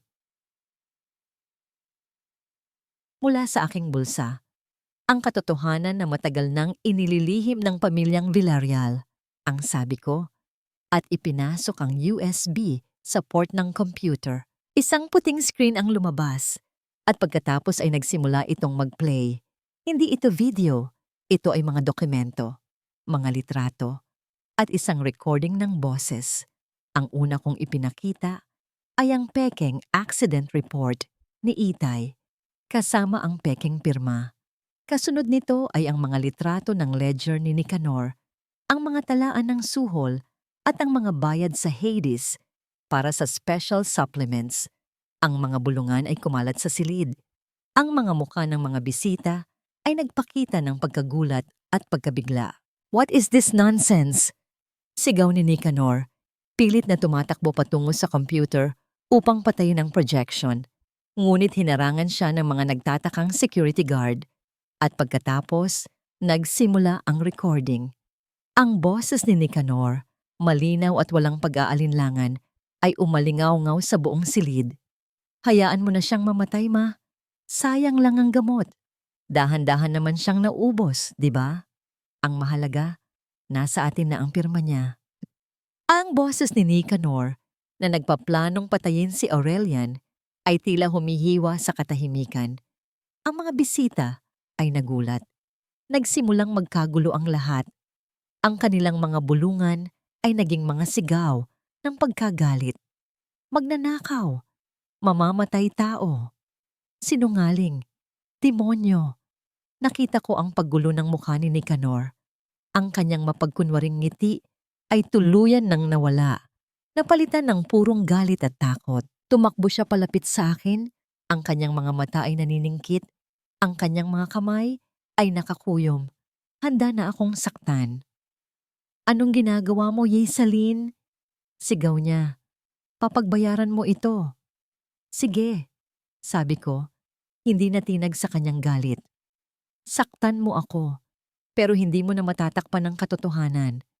Ang lahat ay nakarinig na, at makikita mo, mas marami pa kaming magsasabi. Ang kanyang kamao ay umangat. Handa na akong hampasin, ngunit sa sandaling iyon, ang malaking pinto ng silid ay biglang bumukas ng malawak. Ang lahat ng mga mata ay napunta sa pinto. At doon, nakita namin siya. Isang wheelchair ang dahan-dahang itinutulak papasok. Nakaupo dito ang isang lalaki. Payat pa rin siya at ang kanyang mukha ay maputla. Ngunit ang kanyang mga mata ay matalim. Mas matalim pa kaysa sa talim ng kutsilyo. Ang kanyang paningin ay nakatuon kay Nicanor. Si Aurelian, isang malaking paghinga ang lumabas sa mga bisita. Ang ilan ay napahawak sa kanilang dibdib. Ang iba ay hindi makapaniwala sa kanilang nakikita. Buhay siya. Tumingin si Aurelian kay Nicanor at isang mahina, ngunit malinaw na boses ang lumabas sa kanyang bibig. Hello, kuya, sabi niya. Ang kanyang tinig ay tila galing sa libang mga salita ni Aurelian ay tumagos sa bulwagan, nagdala ng lamig na mas masahol pa sa hanging bumabalot sa silid. Ang kanyang mga mata ay naniningkit sa galit. Nakatutok kay Nicanor na tila isang tigre na nakakita ng biktima. Ang wheelchair na kanyang sinasakyan ay tila naging isang trono ng hukom. Si Nicanor, na kanina ay punong-puno ng pagmamalaki, ay tila nabato. Ang kanyang bibig ay bahagyang nakabukas at ang kanyang mukha ay nawalan ng kulay. Hindi niya akalain na makikita pa niya si Aurelian na buhay. Kuya, ang mahina niyang tanong, puno ng pagdududa. Buhay ka? Pero paano? Hindi mahalaga kung paano ni Nicanor. Ang matatag na sagot ni Aurelian, ang bawat salita ay may bigat ng katotohanan. Ang mahalaga ay narito ako. At ngayong gabi, bubuksan ko ang lahat ng mga lihim na pilit ninyong ibinabaon sa limot. Dahan-dahan niyang iginalaw ang kanyang kamay at mula sa gilid ng silid, may lumabas na isang abogadong may dalang mga dokumento. Lumapit ito kay Aurelian at ibinigay sa kanya ang isang folder. Nicanor Villarreal, Doña Esmeralda. Simula ni Aurelian, ang kanyang boses ay umaalingaw-ngaw sa katahimikan. Ngayon, ilalabas ko ang lahat ng inyong kasalanan. Ang pagsuhol sa mga opisyal, ang ilegal na pagtatapon ng kemikal sa ilog Villarreal na naging sanhi ng kamatayan ng maraming inosenteng tao, kabilang na ang ama ni Yisalit. Nagpatuloy siya. Inilalahad ang bawat detalye ng mga krimen ni Nicanor kasama ang mga ebidensyang nakasulat sa ledger na nakuha ko at ang testimonya ng mga manggagawang dati ay pinilit ni Nicanor. Ang mga bisita ay nagbubulungan, ang kanilang mga mukha ay puno ng pagkabigla at galit. Ang mga mamamahayag sa labas ay nagsimulang maghulihan ng balita. Ang flash ng kanilang mga kamera ay nagbibigay liwanag sa madilim na kaganapan. Nang makita ni Doña Esmeralda na malapit na silang mabunyag, tumayo siya. Ang kanyang mukha ay puno ng pagkukunwari. Anak! Nicanor! Paano mo nagawa ito? Ang tili niya tumuturo kay Nicanor. Siya! Si Nicanor lang ang nag-utos. Wala akong alam sa mga bagay na yan. Pinipilit lang niya ako. Ang pagtataksil sa sariling anak ay nagpatindi sa galit ni Nicanor. Ang kanyang mga mata ay nanlisik sa galit. Ako? Ang sigaw ni Nicanor. Tumayo at itinulak ang ina. Ikaw ang nag-utos sa akin, inay. Ikaw ang nagsabi na patayin ko ang Verano para hindi na siya maging sagabal. Ikaw ang nagturo sa akin na lasunin si kuya para makuha natin ang buong kumpanya. Ngayon, ako ang isisisi mo? Ang bulwagan ay napuno ng ingay. Ang mga bisita ay nagsisigawan. Ang kanilang mga boses ay naghahalo sa kaguluhan. Ang pagtatapat ni Nicanor ay mas malakas pa sa anumang bomba. Sa sandaling iyon, ang pinto ay muling bumukas. Hindi mga bisita. Ito ay mga unipormadong pulis kasama ang ilang investigador. Dumating sila, pinangunahan ng abogadong tinulungan ako. Nicanor Villarreal, Doña Esmeralda Villarreal, ang sabi ng isang opisyal ng pulis. Ang kanyang boses ay matatag. You are both under arrest for multiple counts of murder, attempted murder, fraud, and environmental destruction. Ang mga pulis ay lumapit at isinuot ang posas sa mga kamay ni Nicanor at Esmeralda. Pilit silang lumaban, sumisigaw ng kawalang katarungan, ngunit wala nang nakikinig. Si Nicanor ay nagsisigaw ng sumpa sa akin, sa aking pamilya, at kay Aurelian, ngunit ang kanyang mga salita ay tila hangin na lamang. Ngunit ang pinakamasakit na sandali ay nang harapin ko si Esmeralda. Ang babaeng minsan ay nagtapon sa akin ng alikabok, nagtawag sa akin ng magnanakaw, at nagpahiya sa akin sa harap ng maraming tao. Ang kanyang mukha ay puno ng galit at kahihiyan. Ang kanyang mga mata ay naniningkit. Nilapitan ko siya ng dahan-dahan. Ang aking puso ay puno ng isang kakaibang kapayapaan. Kinuha ko ang laylayan ng kanyang mamahaling bestida, na ngayon ay punit-punit na sa pakikipaglaban. Dahan-dahan kong inayos ang kwelyo ng kanyang damit, tulad ng ginawa ko sa kanya noong ako ay kanyang inalipusta. Tinitigan ko siya sa mata. Ang aking boses ay malinaw, ngunit puno ng isang lamig na hindi niya inaasahan. Tandaan mo ang sabi mo, Doña Esmeralda. Sabi ko, ang aking boses ay malinaw sa gitna ng kaguluhan. Ang mga basura dapat ilagay sa basurahan. At ngayon, ikaw ang basura. Ang kanyang mukha ay namutla. Nawala ng makulay. Walang tunog ang lumabas sa kanyang bibig. Tanging ang malalim na paghinga na puno ng pagkatalo. Kalabisan man ang aking ginawa. Ngunit ito ang tamis ng paghihiganti. Hindi sa pamamagitan ng karahasan, kundi sa pamamagitan ng katotohanan. Habang kinakaladkad sila palabas ng silid, nagkagulo ang mga mamamahayag, kinukuhanan sila ng litrato, nagtatanong. Nawala ang kanilang karangyaan, napalitan ng kahihiyan at pagkasira ng dangal. Ito ang karma. Bumalik ang katahimikan sa bulwagan. Ang mga natitirang bisita ay nakatingin sa akin. Ang kanilang mga mukha ay puno ng halo-halong emosyon. Paghanga, pagkabigla, at siguro'y kaunting pag-aalala. Lumapit ako kay Aurelian. Ang kanyang mukha ay pawisan, ngunit may ngiti sa kanyang mga labi. Isang tunay na ngiti na matagal nang hindi ko nakita. Hinawakan niya ang aking kamay at ang init ng kanyang palad ay dumaloy sa akin. Salamat, Yisalin. Ang mahina niyang sabi. Ang kanyang boses ay puno ng emosyon. Salamat sa pagliligtas sa akin. Sa pagliligtas sa lahat. Ngumiti ako sa kanya. Ang aking mga mata ay namasa. Salamat din, Aurelian, sa pagtitiwala sa akin, sa pagbibigay sa akin ng pagkakataong lumaban. Ngunit ang sandali ng aming tagumpay ay biglang nabalot ng dilim. Habang magkahawak ang aming mga kamay, naramdaman ko ang paglamig ng kanyang palad. Ang nangiti sa kanyang labi ay unti-unting nawala. Ang kanyang mga mata, na kanina ay puno ng apoy, ay nagsimulang maging malabo.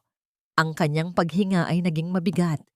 Napahawak siya sa kanyang dibdib at ang kanyang katawan ay nagsimulang manginig. Aurelian? Tawag ko. Puno ng pag-aalala. Pumikit siya ng mariin at ang kanyang katawan ay biglang nanghina. Ang kanyang ulo ay tumungo sa kanyang balikat. Ang kanyang kamay ay biglang bumitaw sa aking pagkakahawak. Bumagsak siya sa kanyang wheelchair. Ang muling pagbagsak ni Aurelian ay nagdala ng bagong takot sa aking puso. Ang lahat ng emosyon, ang galit, ang pagtatagumpay, ang kapayapaan ay biglang nawala. Napalitan ng isang malamig na pangamba. Mabilis siyang isinugod sa ospital. Sumama ako. Hindi alintana ang mga tingin ng mga doktor at nurse na tila nagtataka kung bakit ako, isang dating katulong, ay kasama ng CEO ng Villarreal Corporation. Sa loob ng ICU, ang tunog ng mga makina ay nagbigay ng isang nakakabinging symphony ng buhay at kamatayan. Si Aurelian ay nakahiga sa kama, pinapaligiran ng mga tubo at wire. Ang kanyang mukha ay maputla pa rin at ang kanyang paghinga ay mabigat. Kailangan niya ng blood dialysis. Ang lason sa kanyang katawan ay kailangan pang alisin. Nanatili ako sa kanyang tabi, araw at gabi. Hindi ko siya iniwan. Hinawakan ko ang kanyang kamay, dinama ang bawat pulso, nagdarasal sa bawat pagtibok ng kanyang puso. Sa mga oras na yon, nakalimutan ko na ang laban. Ang tanging mahalaga ay ang kanyang buhay, ang kanyang kaligtasan. Samantala, lumabas ang balita tungkol sa pag-aresto kina Nicanor at Esmeralda. Ang Villarreal Corporation ay naging sentro ng iskandalo. Maraming dating kasamahan ni Itay ang lumantad. Nagbigay ng kanilang testimonya. Ang pangalan ni Itay ay nilinis. Ang katotohanan ay tuluyan ng lumabas. Ang mga kamag-anak ng Villarreal na dating nandidiri sa akin ay biglang lumapit. Pilit na nakikipagkaibigan. Ibinigay nila sa akin ang kanilang mga card. Nag-aalok ng tulong at suporta. Ngunit alam ko na ang tunay nilang motibo. Mga lintas sila na gustong kumapit sa anumang kapangyarihan. Ngumiti ako sa kanila. Isang ngiting hindi umabot sa aking mga mata at magalang silang tinanggihan. Makalipas ang ilang araw, dahan-dahang nagising si Aurelian. Ang unang bagay na nakita ko ay ang kanyang mga mata na nakatitig sa akin. Ang kanyang mga labi ay bahagyang kumilos, pilit na bumubuo ng mga salita. Hisaylin, ang mahina niyang tawag. Nandito ako, Aurelian, sabi ko. Ang aking boses ay nanginginig sa tuwa. Hinawakan niya ang aking kamay. Ang init ng kanyang palad ay nagbigay ng ginhawa sa akin. Tinitigan niya ako. Ang kanyang mga mata ay puno ng isang emosyon na hindi niya kailanman naipahayag. Salin, I'm so sorry, sabi niya, at isang butil ng luha ang dumaloy mula sa kanyang mata. Para sa lahat ng nangyari sa inyo ng iyong ama, para sa lahat ng sakit na dinanas mo dahil sa pamilya ko, umiling ako. Hindi mo kasalanan, Aurelian, biktima ka rin. Pero hindi ko ito nakita. Patuloy niya, puno ng pagsisisi. Nabulag ako sa sarili kong pagdududa, sa sarili kong sakit. Hindi ko nakita ang katotohanan sa harap ko. Pero ngayon, nakita mo na. Sabi ko, hinahaplos ang kanyang kamay. At iyon ang mahalaga. Tinitigan niya ako ng matagal at pagkatapos ay ngumiti. Isang tunay na ngiti na nagbigay ng liwanag sa kanyang mukha. Hisalin, sabi niya.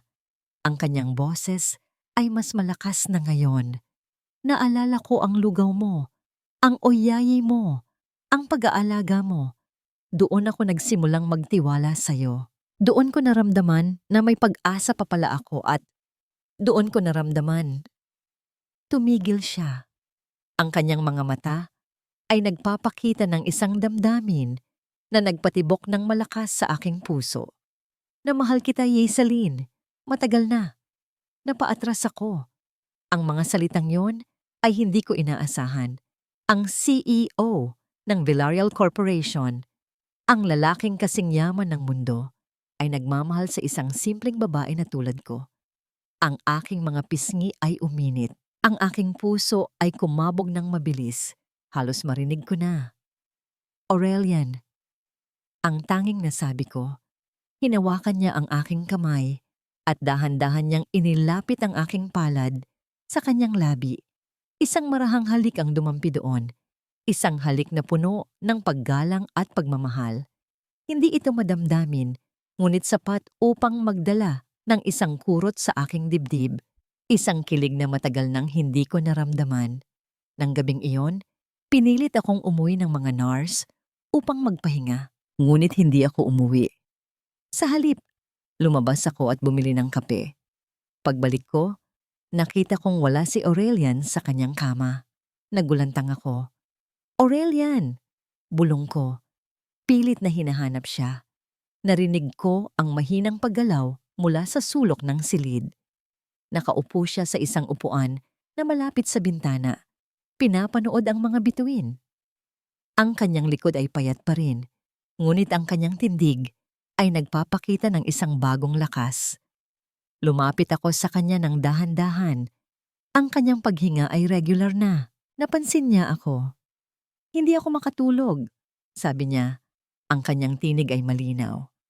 Ang daming nangyari, ang daming kailangan kong ayusin. Umupo ako sa sahig sa tabi niya.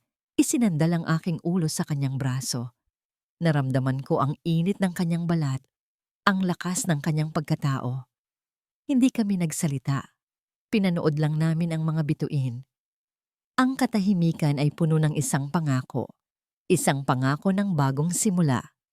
Makalipas ang ilang araw, pinayagan na si Aurelian na lumabas ng ICU. Ngunit kailangan pa rin niya ng matinding pag-aalaga. Ipinagpatuloy ko ang aking trabaho bilang kanyang caregiver. Ngunit sa pagkakataong ito, hindi na ito utang na loob. Ito ay pagmamahal. Isang hapon, habang nag-aalaga ako kay Aurelian sa kanyang recovery room, may kumatok sa pinto. Si Maya, kasama ang aking tiya Ising. May dala siyang isang maliit na sobre. Naitignan mo po, masayang sabi ni Maya. Iniabot sa akin ang kanyang iginuhit na larawan. Ito ay larawan ng isang pulumipas ang ilang buwan at unti-unting bumalik ang lakas ni Aurelian. Ngunit hindi na siya ang dating Aurelian. Mas matatag na siya ngayon, mas maingat, at higit sa lahat, mas may puso. Sa kanyang paggaling, inayos niya ang Villarreal Corporation. Inalis niya ang lahat ng tiwali at inilagay sa pamunuan ang mga taong tapat at may integridad. Ang ilog na dating naging libingan ng aking ama at sanhi ng sakit ng marami ay sinimulan niyang linisin. Nagpatayo rin siya ng mga proyekto para sa komunidad para makabawi sa lahat ng kasalanang nagawa ng kanyang pamilya. Isang araw, habang nag-aalaga ako kay Aurelian, inabot niya sa akin ang isang sobre. Ito ay galing sa isang universidad sa ibang bansa. Isang scholarship para sa advanced nursing program. Matagal ko nang pangarap ang makapag-aral muli, makapagtapos, at maging isang ganap na professional. Ngunit sa lahat ng nangyari, akala ko ay nakalimutan ko na ang pangarap na iyon. Celine, you deserve this, sabi niya. Ang kanyang mga mata ay puno ng pag-asa. This is your chance. Hindi mo kailangang manatili dito para sa akin. Gusto kong matupad mo ang pangarap mo. Napatingin ako sa kanya. Ang mga salitang yon ay hindi nagpapahiwatig ng pagpapaalam, kundi ng pagmamahal na nagbibigay kalayaan. Niyakap ko siya ng mahigpit. Naramdaman ko ang init ng kanyang katawan. Pero paano si Maya? Paano ka? Tanong ko. Ang aking boses ay nanginginig. Ngumiti siya. Alagaan ko si Maya kasama si Tita Ising mo. Matagal na silang nagkakasundo. Maghihintay ako, Yesalyn. Hihintayin kita. Dahil alam kong babalik ka. At pagbalik mo, alam kong mas matatag ka na. Mas buo. At mas karapat-dapat kang tumayo sa tabi ko, hindi bilang caregiver, kundi bilang Yesalyn Verano. Ang kanyang mga salita ay nagbigay sa akin ng lakas. Hindi ko kailangan ng singsing o seremonya upang maramdaman ang kanyang pagmamahal, ang kanyang pagtitiwala, ang kanyang paggalang sa aking mga pangarap. Iyon ang tunay na pagmamahal. Nang araw na umalis ako, naiwan ko si Maya sa pangangalaga ni Aurelian at ni Tia Ising. Masakit man sa kalooban na iwanan ng anak ko, ngunit alam kong ligtas siya. Niyakap ko si Aurelian ng mahigpit. I will come back for you. Bulong ko sa kanya. I know. Sagot niya. Hinahaplos ang aking buhok. Mag-ingat ka. Lumipas ang 2 taon. Sa bawat araw na lumipas, pinagsikapan ko ang aking pag-aaral. Sa mga oras na napapagod ako, naiisip ko ang mukha ni Maya, ang ngiti ni Aurelian, at ang alaala ni Ide. Ang kanilang pagmamahal ang naging lakas ko. Ang Villarreal Corporation ay naging transparent at tapat. Ang Ilog Villarreal ay dahan-dahang luminis. Ang pangalan ni Itay ay tuluyan ng nabigyan ng katarungan. Sa aking pagbabalik, 2 taon na ang nakalipas. Hindi na ako ang dating Yesalyn Verano. Matatag na ako. May pinag-aralan. May kumpiyansa. Isang ganap na registered nurse na may specialty sa critical care. Ang aking eroplano ay lumapag sa Ninoy Aquino International Airport. Naramdaman ko ang init ng Pilipinas, isang init na matagal kong hinanap. At doon, sa arrival area, nakita ko siya. Si Aurelian. Nakatayo siya doon, hindi na nakasakay sa wheelchair. Malusog na siya ngayon, ang kanyang mukha ay may kulay na. At ang kanyang mga mata ay kumikinang sa tuwa nang makita ako. Sa tabi niya ay si Maya. Mas malaki na, masigla, at tumatakbo palapit sa akin. Nay, sigaw ni Maya. Niyakap ako ng mahigpit. Ang kanyang yakap ay naghatid ng matinding kaligayahan sa akin. Pagkatapos, tumingin ako kay Aurelian. Dahan-dahan kaming lumapit sa isa't isa. Walang masyadong salita. Ang aming mga mata ay nagsalita para sa aming mga puso. Ang kanyang ngiti ay totoo. Ang kanyang pagmamahal ay malinaw. Inilahad niya ang kanyang kamay sa akin. Hinawakan ko ito. Ang init ng kanyang palad ay pamilyar. Ito ang kamay na nagligtas sa akin sa dilim. Ito ang kamay na nagbigay sa akin ng lakas. "Welcome home, Ye Salin," ang sabi niya. Ang kanyang boses ay malalim at puno ng pagmamahal. Ngumiti ako. "Salamat, Aurelian." Dinala niya ako sa isang lugar na hindi ko inaasahan. Hindi sa mansyon, hindi sa isang mamahaling restaurant.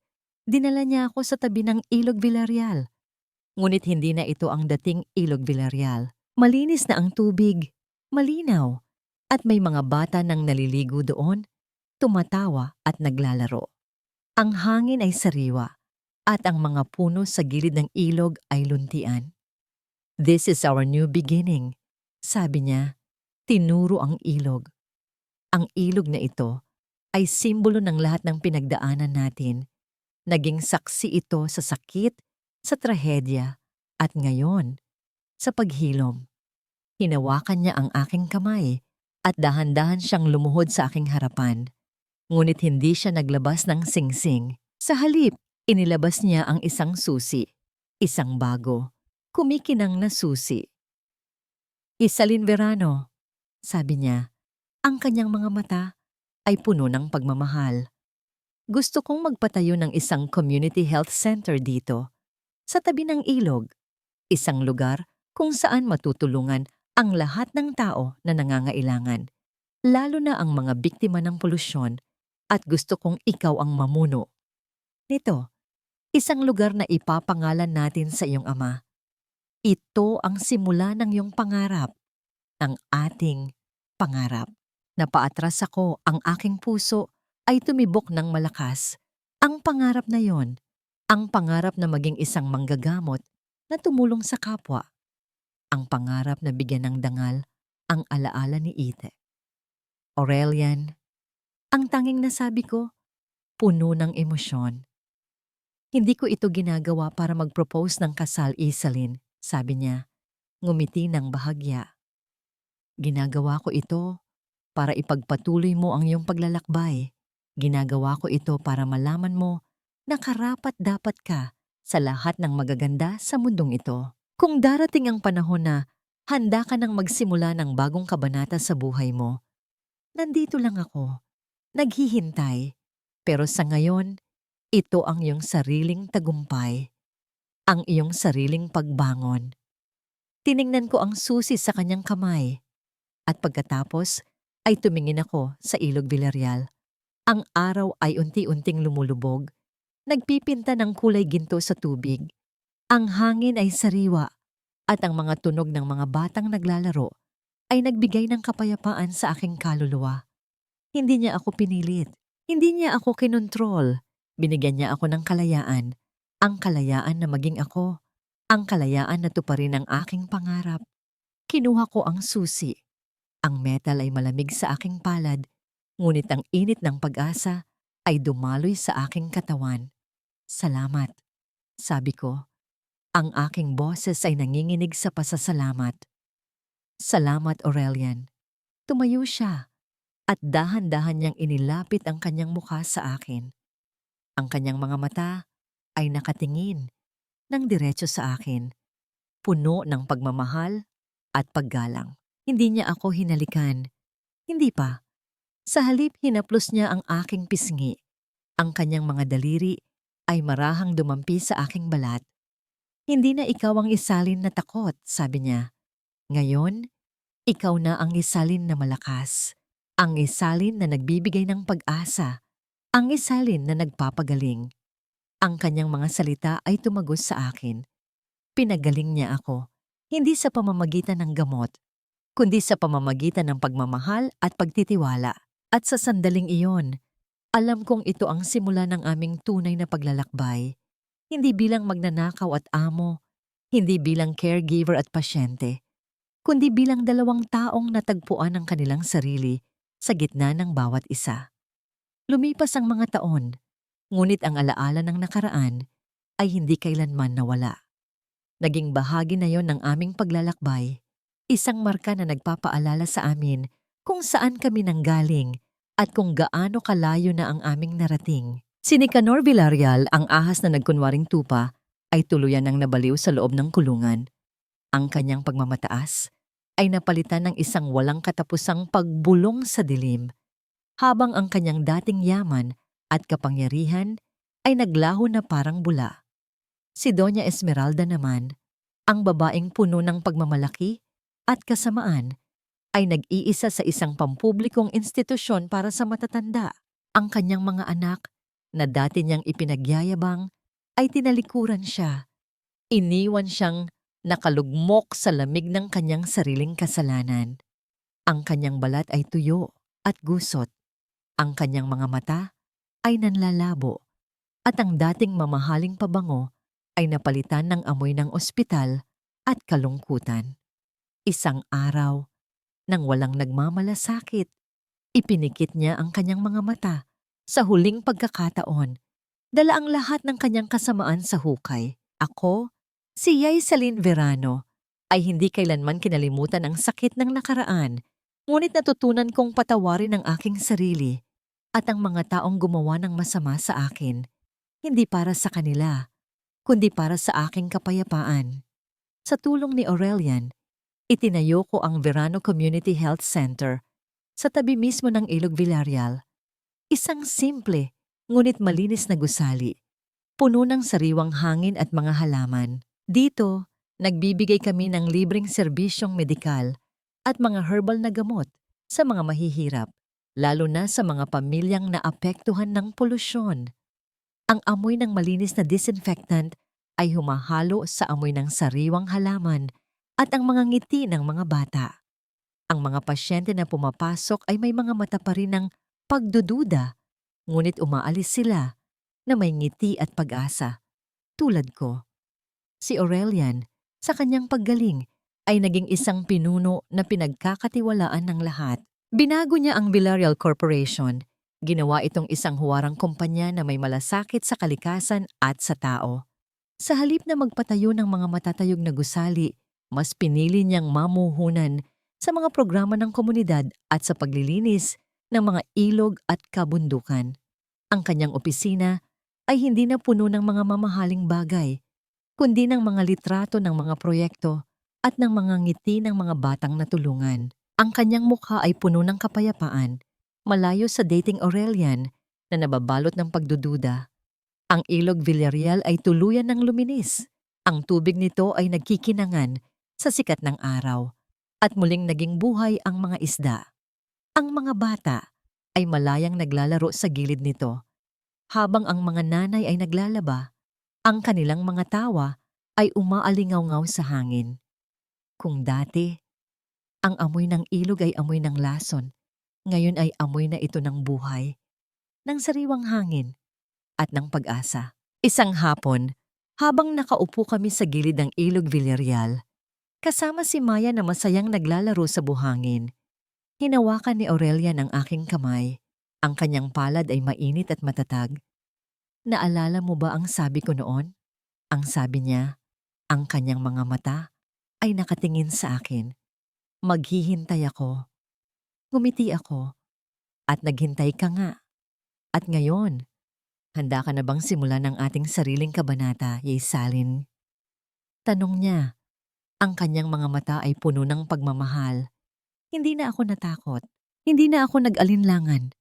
Ang aking puso ay puno ng kapayapaan at pag-ibig.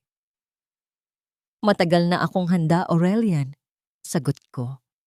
Hinawakan niya ang aking kamay ng mas mahigpit at pinanood namin si Maya na tumatakbo patungo sa amin. Ang kanyang mga ngiti ay kasing liwanag ng araw. Ang Ilog Villarreal ay patuloy na umaagos, dala ang lahat ng aming mga alaala, ang aming mga sakit at ang aming mga pag-asa. Dahil ang pagpapatawad ay hindi nangangahulugang pagkalimot, kundi ang pagpili na ipagpatuloy ang buhay ng may kapayapaan. At sa gitna ng lahat ng ito, natagpuan ko ang aking sarili.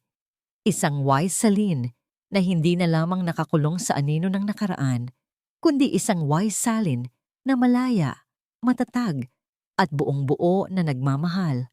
Ang aming kwento ay hindi natapos sa libingan, kundi sa bagong simula sa tabi ng ilog ng pag-asa. Ang mga lumang sugat ay naging mga bakas ng lakas At ang bawat hamon ay naging bahagi ng aming paghilom.